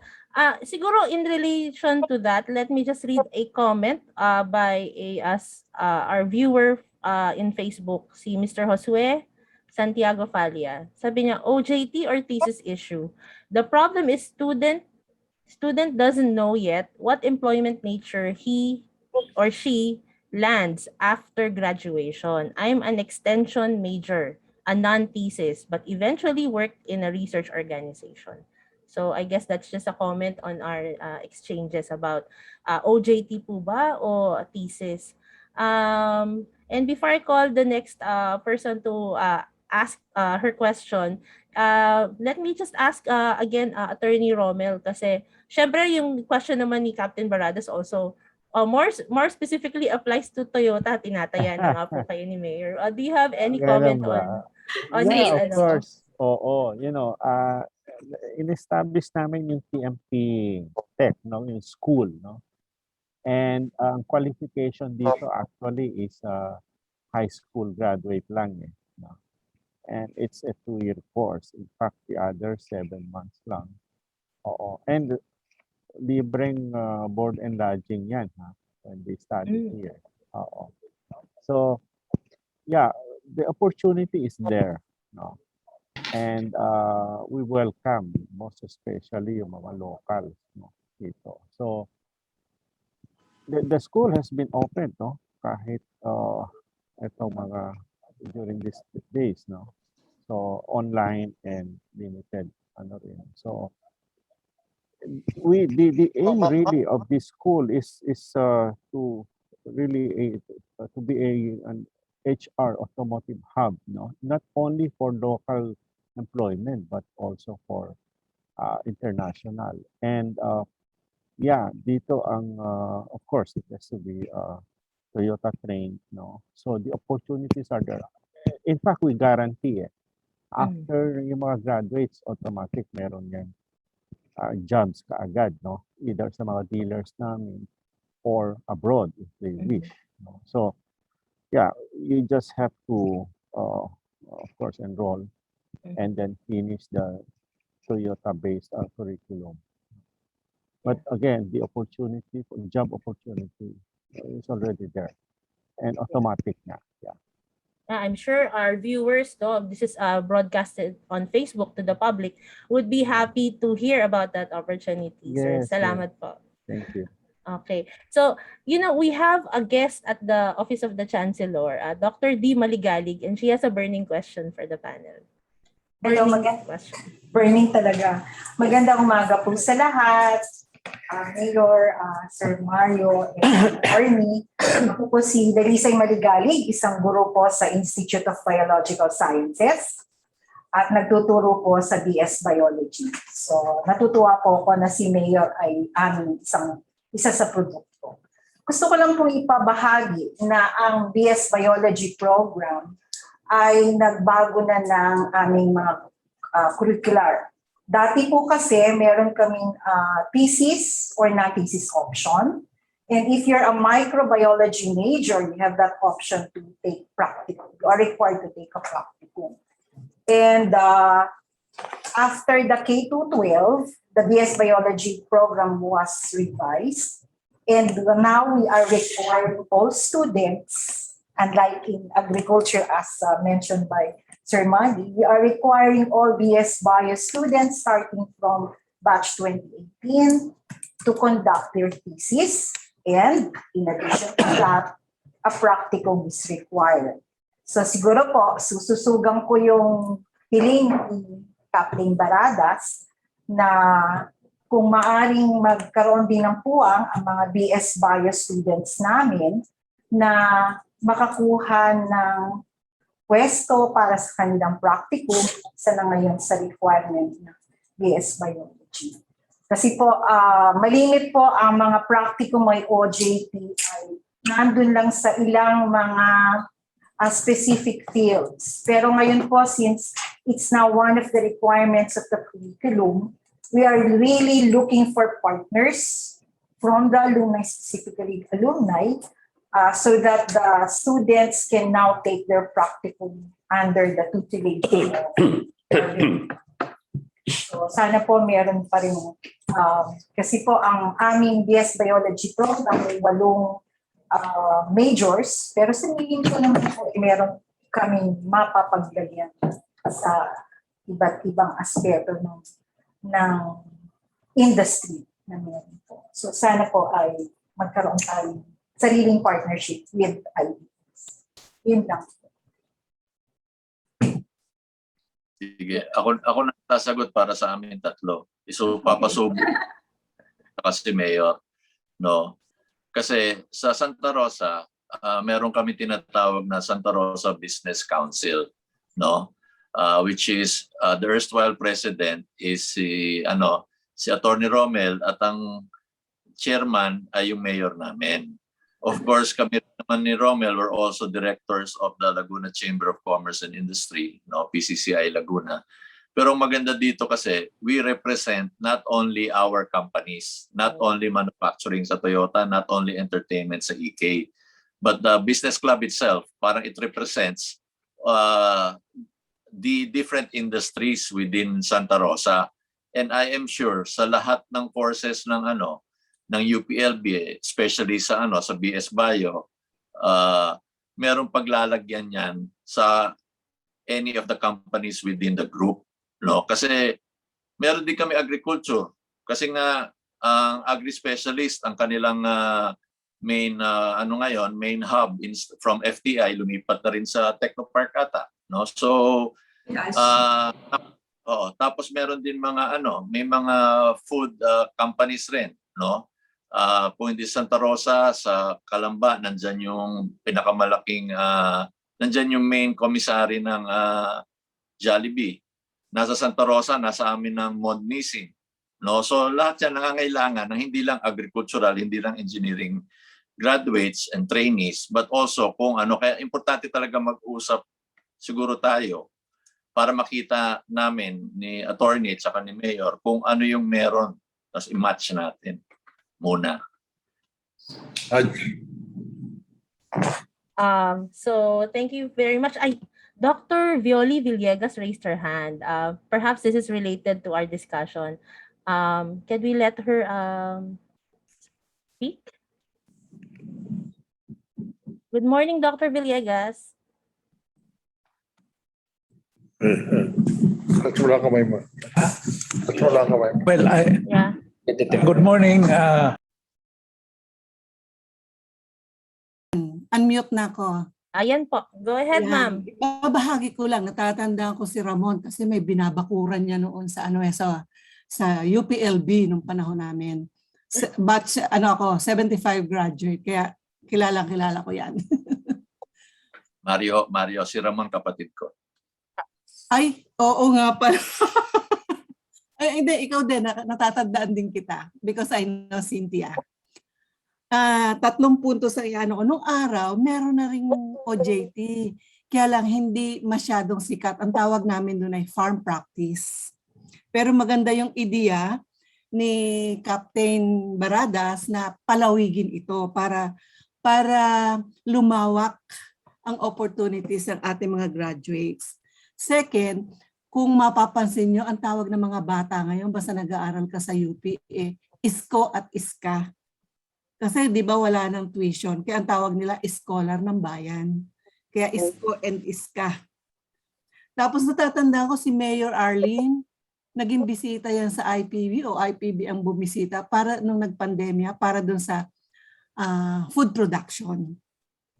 Maaring siguro isa natin tutukan, ano yung mga technologies sa UPLB na pwedeng makatulong sa ating mga kasamahan, sa local government, sa industry, at yun.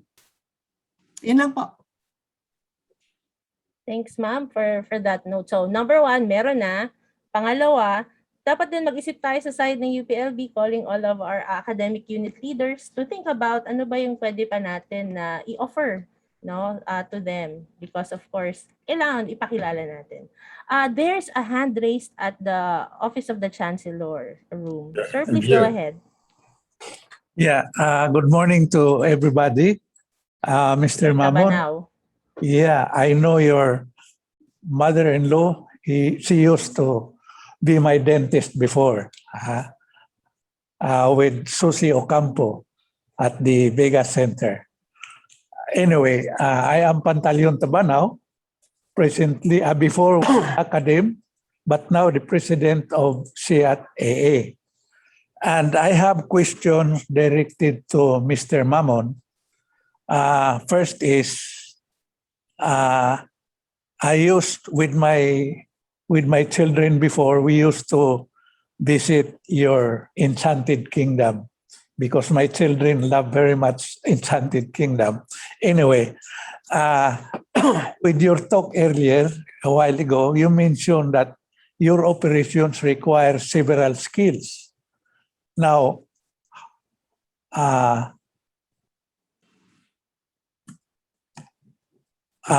agriculture is always discussed in this forum, but knowing that UPLB has now 10 colleges offering various degree programs, and considering the talk that you have made earlier, that your operation requires several skills.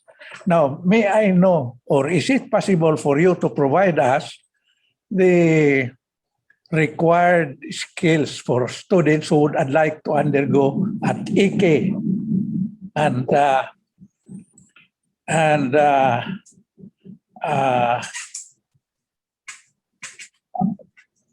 Second is that,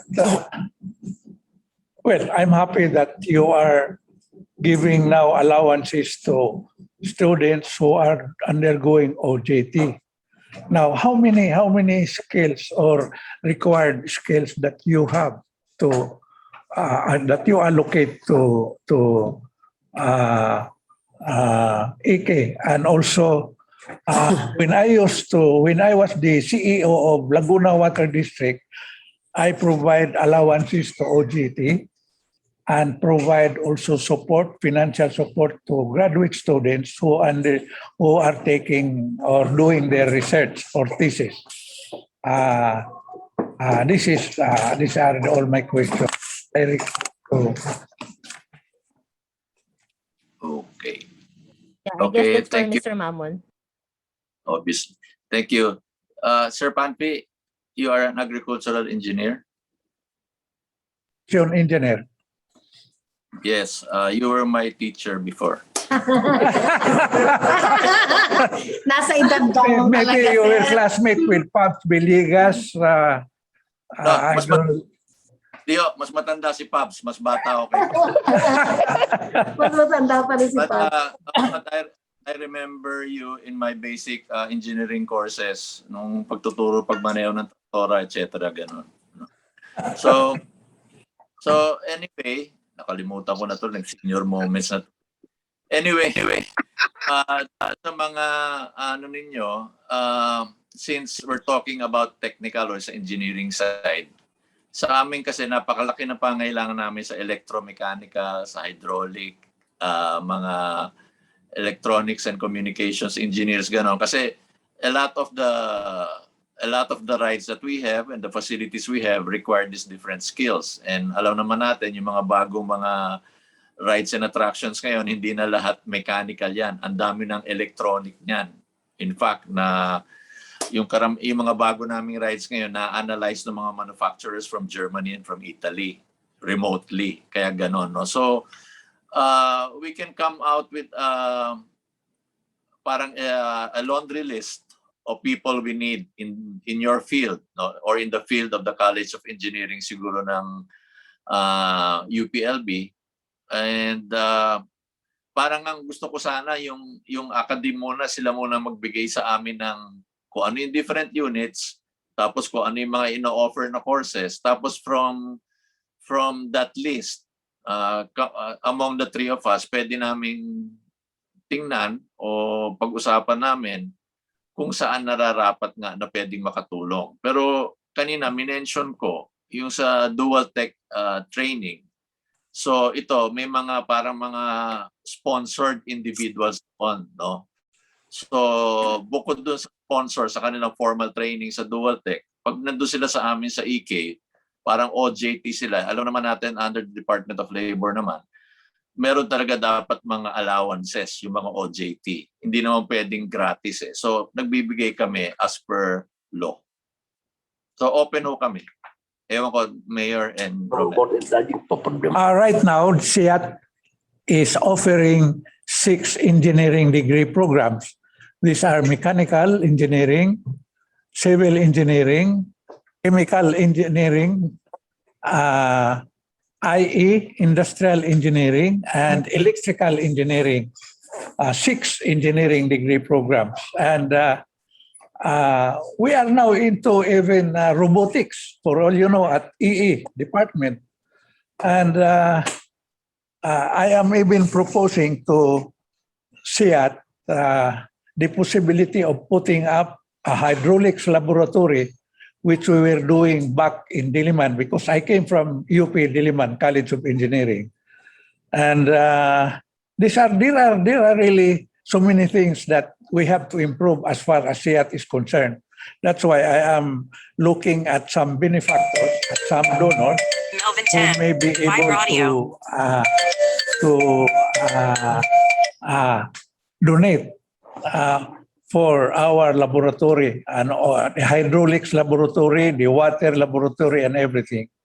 So I hope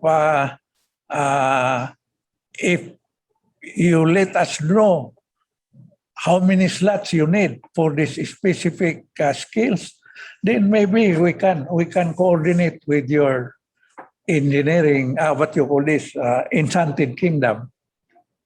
That's all. Sige, isama nyo na ho si Rommel. Mas maraming engineers kailangan Toyota. Okay. Sige.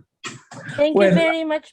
I think si Dean Amongo raised her hand and she put it down siguro kasi nasabi na ni Mr. Tabanao yung kanyang yung sasabihin niya.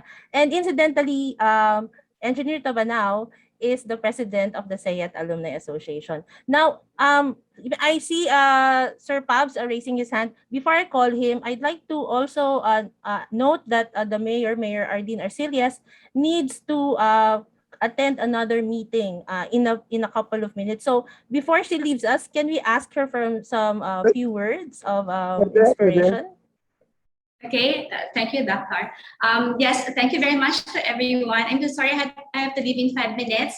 Tomorrow, Atty. Rommel, we're again one of the finalists, most business friendly LGU category 2. We got the award last year, and we're aiming for that again para consecutive award, and we'll be setting up na for that. And I thank you very much for making us a part of this. And as mentioned earlier, both Enchanted Kingdom and Toyota Motor Philippines Corporation are both our partners here in the city of Santa Rosa. Same with the other industries and companies, And we do have the Santa Rosa Business Club, and anything na mapagtatapusan dito or madidecide natin, doon po rin natin ipapasok yun, Tito Mario, Atty. Rommel, sa Santa Rosa Business Club, Yes, ma'am. because it covers the industries na po dito sa Santa Rosa. Again, the city of Santa Rosa will always be one with you, most especially, UPLB. And again, Chancellor, thank you very much for everything po. You know where to see me. I'm always here po. I'm always here, not only for UPLB, for the industries as well, and most especially for our students as well. So magandang umaga po sa inyong lahat. And God bless you all, and stay safe. Stay safe. Thank you, ma'am. Thank Thank you, Mayor. Mayor. Habulin ko si Mayor Doc Resty. Please go ahead, Doc Resty. Hello po. Doc, go ahead. Magandang umaga po, Mayor. Sir Rommel, Mario, pakikumusta kay Cynthia. Bago po umalis si Mayor, medyo nakiliti po kami dito nung malaman namin na kayo pala ay mayroong Santa Rosa Business Council. Yes po. And in effect, you are now the chapter of the PCCI. Opo. Correct. Ngayon po, our collaboration with the UPLB, one of the underpinnings is how we can help the Chancellor in his future-proofing agenda. At dito po ay meron po kami mga big ticket agenda na gusto naming ilapit sa inyo. Unang-una po ay siguro po, Mayor, Sir Mario, kayo po ay nalalaman niyo yung ating Science and Technology Park. Matagal na po itong nandito, pero up to now po ay still as it was when you were here. Ngayon po, marami na po kayong karanasan, lalo na po si Mayor, na how did you develop the business zones in Santa Rosa. Baka po pwedeng tulungan ninyo kami dito.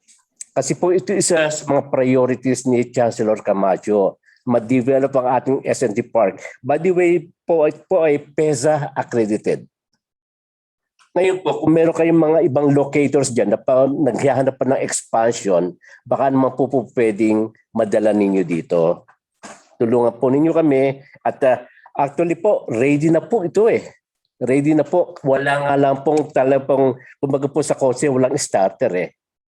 And we need your business council to disseminate the information that the opportunity exists right in the heart of UPLB para po magkaroon na parang a little satellite office, a little satellite program po ng inyo pong industrial zone dyan.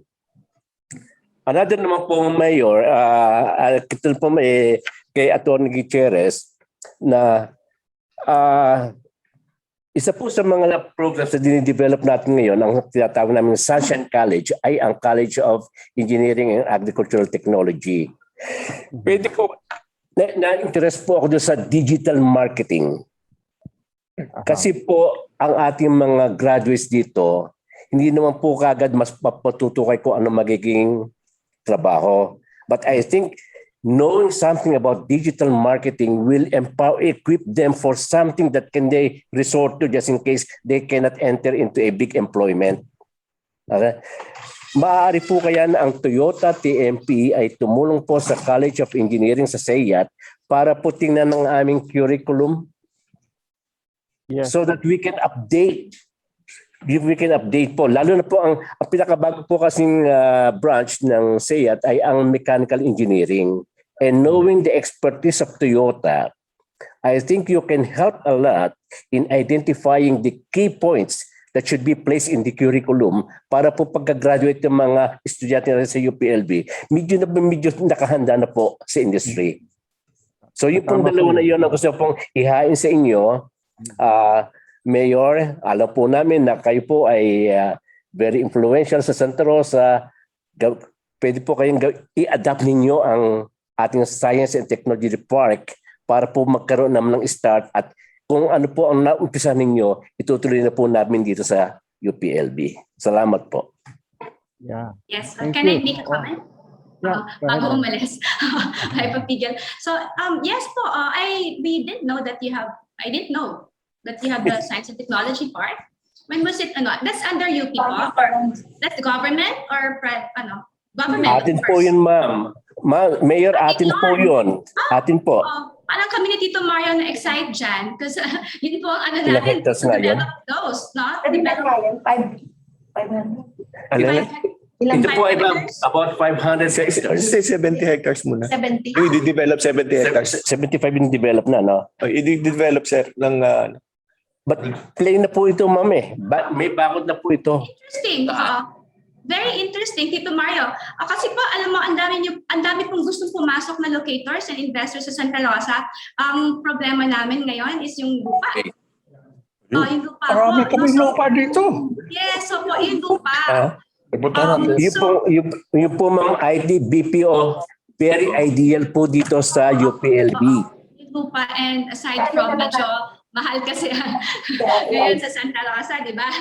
Opo. So that would, sir, if you can present the to us, no? Tito Mario, Attorney Rommel, we would be happy to and isa po yan sa mga to develop. Kita niyo how the city developed, start my father. No, ngayon po, yan talaga po ang hinahanap sa akin ng mga investors. They wanted to invest in Santa Rosa, locate here. Ano nga lang namin is yung space, yung lupa, no? So we can work on that. It's very Napakaganda po, ma'am, ng location. Nasa katapat po ng Erie. Kung familiar po kayo sa IPB, yung pong nasa kanan bago kayo pumasok ng IPB, that area po ang ating pong available. Yes po, dyan ako nakatira dati. sa Pleasant Village. Yeah, that would be nice po. Na-excite naman ako dyan. It's very, we're also helping others na po na area. I'm also helping the others na po. So yeah, we'll look into that. And if you can present that to us, then to Santa Rosa Business Club, then we can help them, no?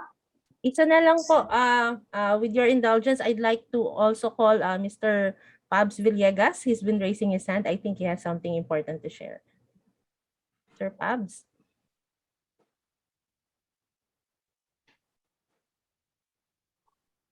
Please turn on your mic. Yes.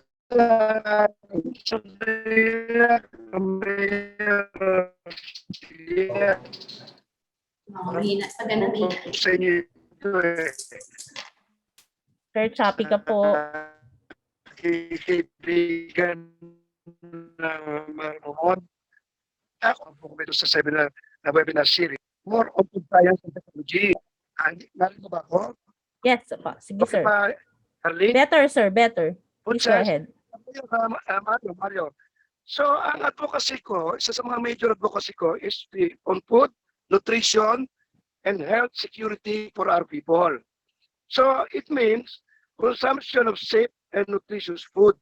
Kaya yung mga food science and technology natin siguro, kailangan din natin some sort of restructuring towards preventive healthcare. Preventive healthcare, yung mga immune boosting and health promoting technologies or food sciences. So ang tanong ko lang, pwede ba na we avoid poison foods? Yung mga chemical laden foods, so yung mga industrial parks natin, yung kay Mario Mamon na grupo, baka naman pwede na let us promote clean, organic, and agroecological food in this area. So it will be a more demand-led consumption, so we can help our farmers produce more health and safe immune boosting food. Siguro yun yung may kukunin din natin because within this context ng industry and UPLB yung linkages and partnership, we can promote the preventive healthcare through safe, nutritious, and health food consumption. Yun lang siguro. Can we hear on how the industrial parks can help us promote the use of safe and immune boosting foods rather than poisonous, poison-laden or chemical-laden food that really destroy our health. Thank you. Nakinig mo ba yun? Yes. Arlene, Yes. nakita mo ba yun? Yes po. Tama ba? I think that's for you, Mayor. Opo. If Yes, you want to comment. On the part of the city government, we can always mandate or do a resolution. Resolution, wag naman mandate, no? Kasi hindi pa ng national, no? We can also always mandate po. We do resolutions, no? To that effect. So no problem about that. And we are promoting those naman po ngayon. Healthy living. Very good, very good. Salamat po, salamat Resolution po. po yan. Thank you very much. Mario, malaki yung food ni Mario, mga food distribution and food consumption system ni Mario eh. Mario, Go ahead, sir. kamusta ka na? Good to see you. Mabuti. Hey, Joel. Mabuti. Upperclassman. Ano lang, totoo yan, Pabs, kasi nga alam naman natin na from the very start talaga, parang our business is based on the US model or the European model, na talagang lahat ng pagkain dyan puro oily, pampataba, o kaya parang chemicals, etc. Pero alam naman natin yung mga generations ngayon na hinahanap na rin yung mga sustainable, yung mga healthy. Kaya unti-unti, gusto rin namin pumunta sa ganun direction. Pero siyempre, kasama dapat doon na meron demand for those products, nasa marketing na yon, no? Kaya yun, pwede rin namin katulungin doon ng UPLB para tulungan kami doon. Yung asawa ko nga, food science na naging computer, pero ngayon kasama. Kaya pwede yun. Marunong rin siya Tapos yung ano rin, ginagawa rin namin, yung aming mga halaman within the park, linilabel din namin para in a way naman nakikita ng mga tao kung anong klaseng halaman o anong klaseng puno yung nandoon. In fact, yung kauna-unang puno namin sa Enchanted, nung ginawa namin noong 1995, munti ka nang mamatay yon. Yun sinalbar ni Dr. Sargento no? So awardee natin sa Distinguished Alumni Award this year ng Forestry, siya ang tumulong sa amin para hindi mamatay yung puno at hanggang ngayon nandun pa yung parang symbol of EK for 26 years. So open kami doon. In fact, alam mo rin naman na we still have available areas for development. And we had plans for these areas. I think the same with Toyota. Toyota is 106 hectares. No, kami mukhang masisetback yung mga future plans development. Pero hinihikayat namin yung aming mga empleyado sana na magkaroon kami ng gardening for para mabawasan yung binibili namin sa labas pagkatapos organic pa, tapos kumikita pa sila at nagsinusupply pa sa amin. So open din kami doon sa ganong klaseng small mga garden plots para sa ganon din mapapakita din namin sa mga field trips pag bumalik na yung field trip market. Rommel. Yeah. Thank you for for pointing that out. Yeah. Okay, so thank you very much po for responding to Sir Pab's comment or slash question. We are nearing the end of our program, pero siguro po Yes. Thank you, Mark. Thank you, sir. Salamat. All the best. Opo. Okay. Gusto ko lang po siguro magandang segue ito kasi kanina we talked about what UPLB can offer. You know, on October 26, we'll have another webinar. And it's going to be an answer to that question. We will be featuring units of UPLB that have promising technologies to share to the industry. So hopefully all of our alumni and our friends of UPLB can join that October 26 webinar. That's from Dr. Lisa Malabayabas. So without further ado, I think it's time now to listen to our invited speaker to present the synthesis of our discussion. I think we learned a lot, no, from our guest speakers. And let me now call on our beloved professor at College of Public Affairs and Development, who is also the Vice Chancellor for Administration of UPLB. He has also been a two-time dean of CPAF, so former boss of mine directly, but still my boss. And as he is an expert as an agricultural and resource economist, and he's done a lot of researches in agrarian studies and rural development. So he has gladly accepted our request to provide his insights on our exchanges this morning. So without further ado, I'd like to share the screen to Vice Chancellor Roland Bello. Sir.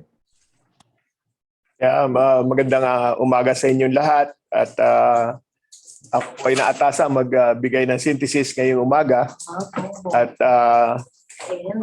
so ngayon po, we are very fortunate to have three eminent speakers who have excelled in their own right. So we had Mayor Arlene B, Arcillas, the City Mayor of Santa Rosa, who was recently awarded, by the way, the UPAA Distinguished Alumnus Award for Public Service and Governance. And of course, we have Atty. Rommel Gutierrez, the first Vice President of Toyota Motor Philippines, and also our alumnus, Mr. Cesar Mamon, President and Chair of Enchanted Kingdom. It's a recognized leader in the amusement industry. It's really fortunate that all our speakers have a lot of things in common, principally centered in the city of Santa Rosa. So, yung webinar natin ngayon is the overarching gist of the webinar is that yung public institutions such as UPLB and the City of Santa Rosa provides the supply of valuable human resources and knowledge capital, while at the same time the private industries such as Toyota Motor Philippines and Enchanted Kingdom demands the skills and talents for them to be globally competitive and responsive to the industry requirements. So, ang bottom line natin is the webinar underscored the need for stronger linkages and synergy between and among these institutions. So Mayor Arcillas introduced the city of Santa Rosa as a Lion City, the ICT hub of Region 4A, home to 4 PESA economic zones, and home to major corporations. So essentially, the city of Santa Rosa has a lot of potential for OJT and industry practicum opportunities for UPLB students that will prepare them for the real world. Mayor Arcillas highlighted human resource as the Santa Rosa's greatest resource. This is displayed, manifested with their partnership with Toyota, having their Santa Rosa, their own manpower training center, and potential partnership was mentioned between UPLB and the ICT BPO industry located in Santa Rosa. And there was mention of the government internship programs that may be in conjunction with our own internship curricula. And of course, she emphasized the opportunities for cooperation between universities and industries should be further strengthened. So the agenda of the UPLB-Alumni Association will certainly fit in the trust of the city of Santa Rosa. So on the other hand, Attorney Rommel Gutierrez outlined certain topics pertaining to Toyota Motor Philippines, starting with the automotive industry structure, the product trends, highlighting the rise of hybrid vehicles and autonomous car technology. Of course, he mentioned the after-sales human resource activities and the production of human resource needs. And then, of course, this is important in the light of the Toyota Motor Philippines contribution to skills development through the School of Technology located in the city of Santa Rosa. And of course, the topic today, the Academe-Alumni-Industry collaboration. I think I'd like to mention that the UPLB can really fit into that such collaboration. And I'm happy to note that we are proposing a material science engineering program in UPLB so that this would cover the needs of future needs of Toyota Motor Philippines. And of course, just to highlight other programs that we have, that excellent programs that we have, existing programs in engineering that will may be useful for the industries located in the city of Santa Rosa. And of course, last but not the least, Mr. Mamon highlighted, underscored the hiring of right people, training, refocusing them for the amusement park business. And then he really stressed the continuous demand for trained personnel and mentioned the starting linkages with different educational and training institutions for their OJT requirements and the partnership with technical institutions around Santa Rosa. And of course, he stressed the fact that there should be premium education, career development, and advancement. And he welcomes the opportunity for to work with UPLB and Toyota Motor Philippines. And one of his line was that let not your chosen course limit your opportunities in life, because they may come a time when other opportunities in different fields may come along, citing his own experience and that of Mayor Arcillas. So marami pong salamat sa inyong lahat at have a safe and magical week ahead. Thank you po. Thank you very much po, Vice Roland. Now, to cap our program for today, I'd like to call on the chair of the webinar committee that's organizing these events, Dr. Resty Collado. Thank you, Dr. Lapitan. By way of closing this morning's webinar, gusto ko pong ulitin ang pasasalamat sa mga naging speakers natin sa umagang ito. Salamat po, Mayor Arcillas, sa panahong binigay niyo sa amin. Salamat po, Atty. Gutierrez, sa mahalagang punto na nagbukas ng aming paningin sa potentialities ng ating mga nag-aaral sa College of Engineering and Agricultural Technology at sa aming pinagmamalaking another alumnus kay Sir Mario Mamon. Thank you for opening to the UPLB studentry at sa community ang inyong mga ideas, ang inyong mga facilities sa EK at ito po sana ay maging hagdan para po lalo tayo magkalapit-lapit sa isa't isa.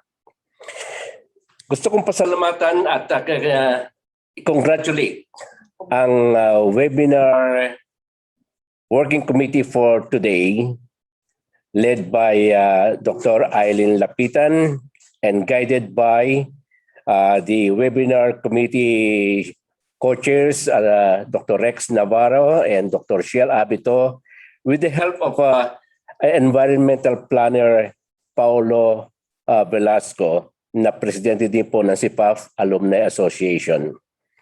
Sa umaga pong ito, nagkaroon tayo ng pagkakataong mag-alay ng pagkakaisa in the sense na kami po ang UPLB po ay nagbukas na kanilang mga menu of needs. At ang atin naman po mga speakers, panelists, ay binuksan ang pinto para po sabihin na handa silang tumulong sa ating mga pangailangan. If ever I could cite a very important accomplishment that we did this morning is naihayag po natin ang potentialities ng ating pong Science and Technology Park. At sana po sa mga pangungusap na binitiwan ni Mayor Arcillas, ni Atty. Gutierrez at saka ni Sir Mario Mamon, sila po kasi yung leader ng Santa Rosa Business Council ay maging broader po ang awareness sa mga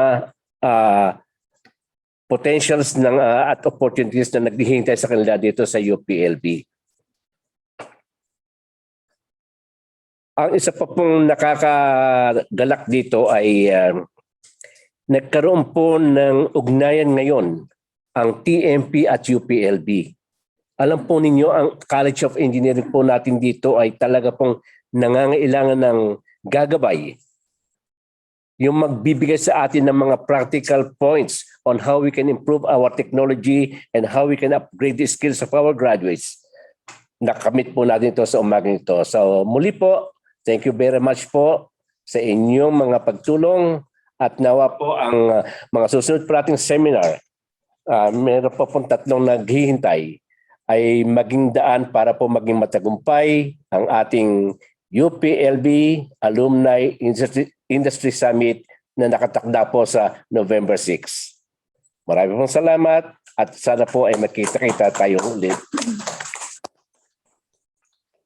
Maraming salamat po, Doc Resty. Now we move on to this awarding of the certificates of appreciation to our resource speakers. So unfortunately, Mayor Arlene cannot stay for this one, but let me just still present this certificate, no?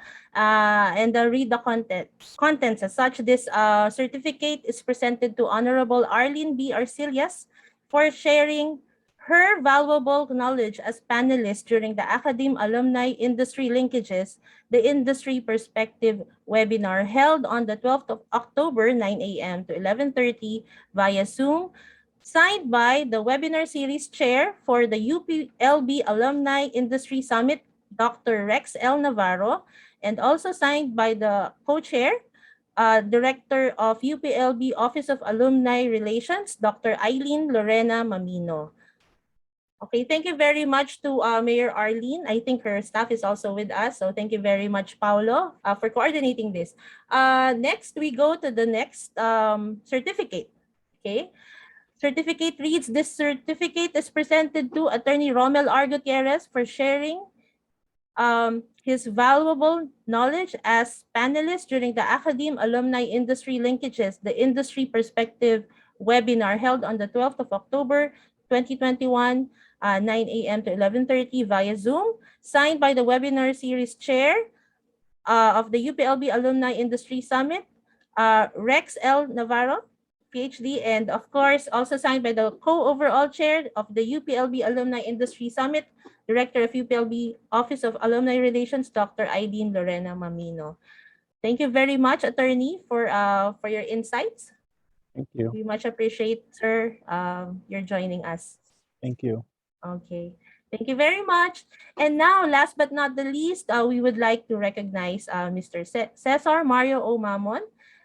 We present the certificate to him in appreciation of his sharing his valuable knowledge as panelist during the Academe-Alumni-Industry Linkages, the Industry Perspective webinar held on the 12th of October 2021, 9 a.m. to 11:30 via Zoom, signed by the webinar series chair, UPLB Alumni-Industry Summit, Dr. Rex L. Navarro, and also by the co-overall chair of the UPLB Alumni-Industry Summit and Director of the UPLB Office of Alumni Relations, Dr. Aileen Lorena Mamino.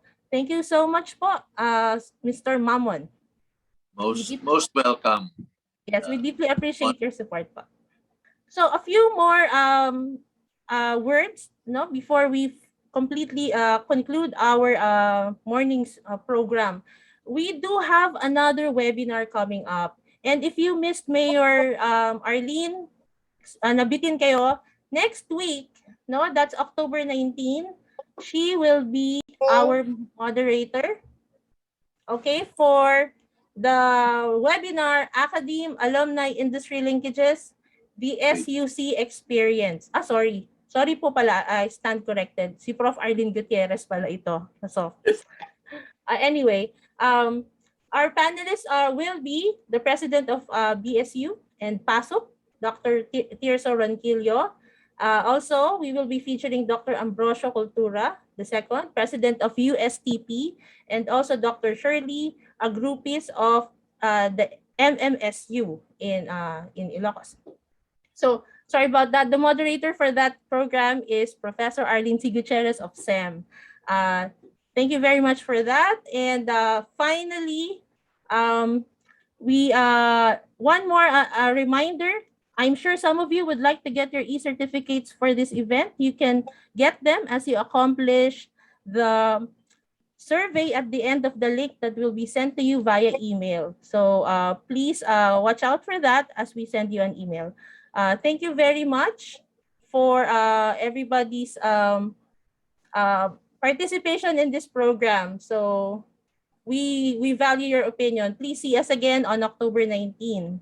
And finally, of course, please mark your calendars for the big event, UPLB Alumni-Industry Summit. That's going to be on November 6, 2021. Watch out for more announcements on that. Yes, on behalf of everybody, thank you very much po, and see you all next week.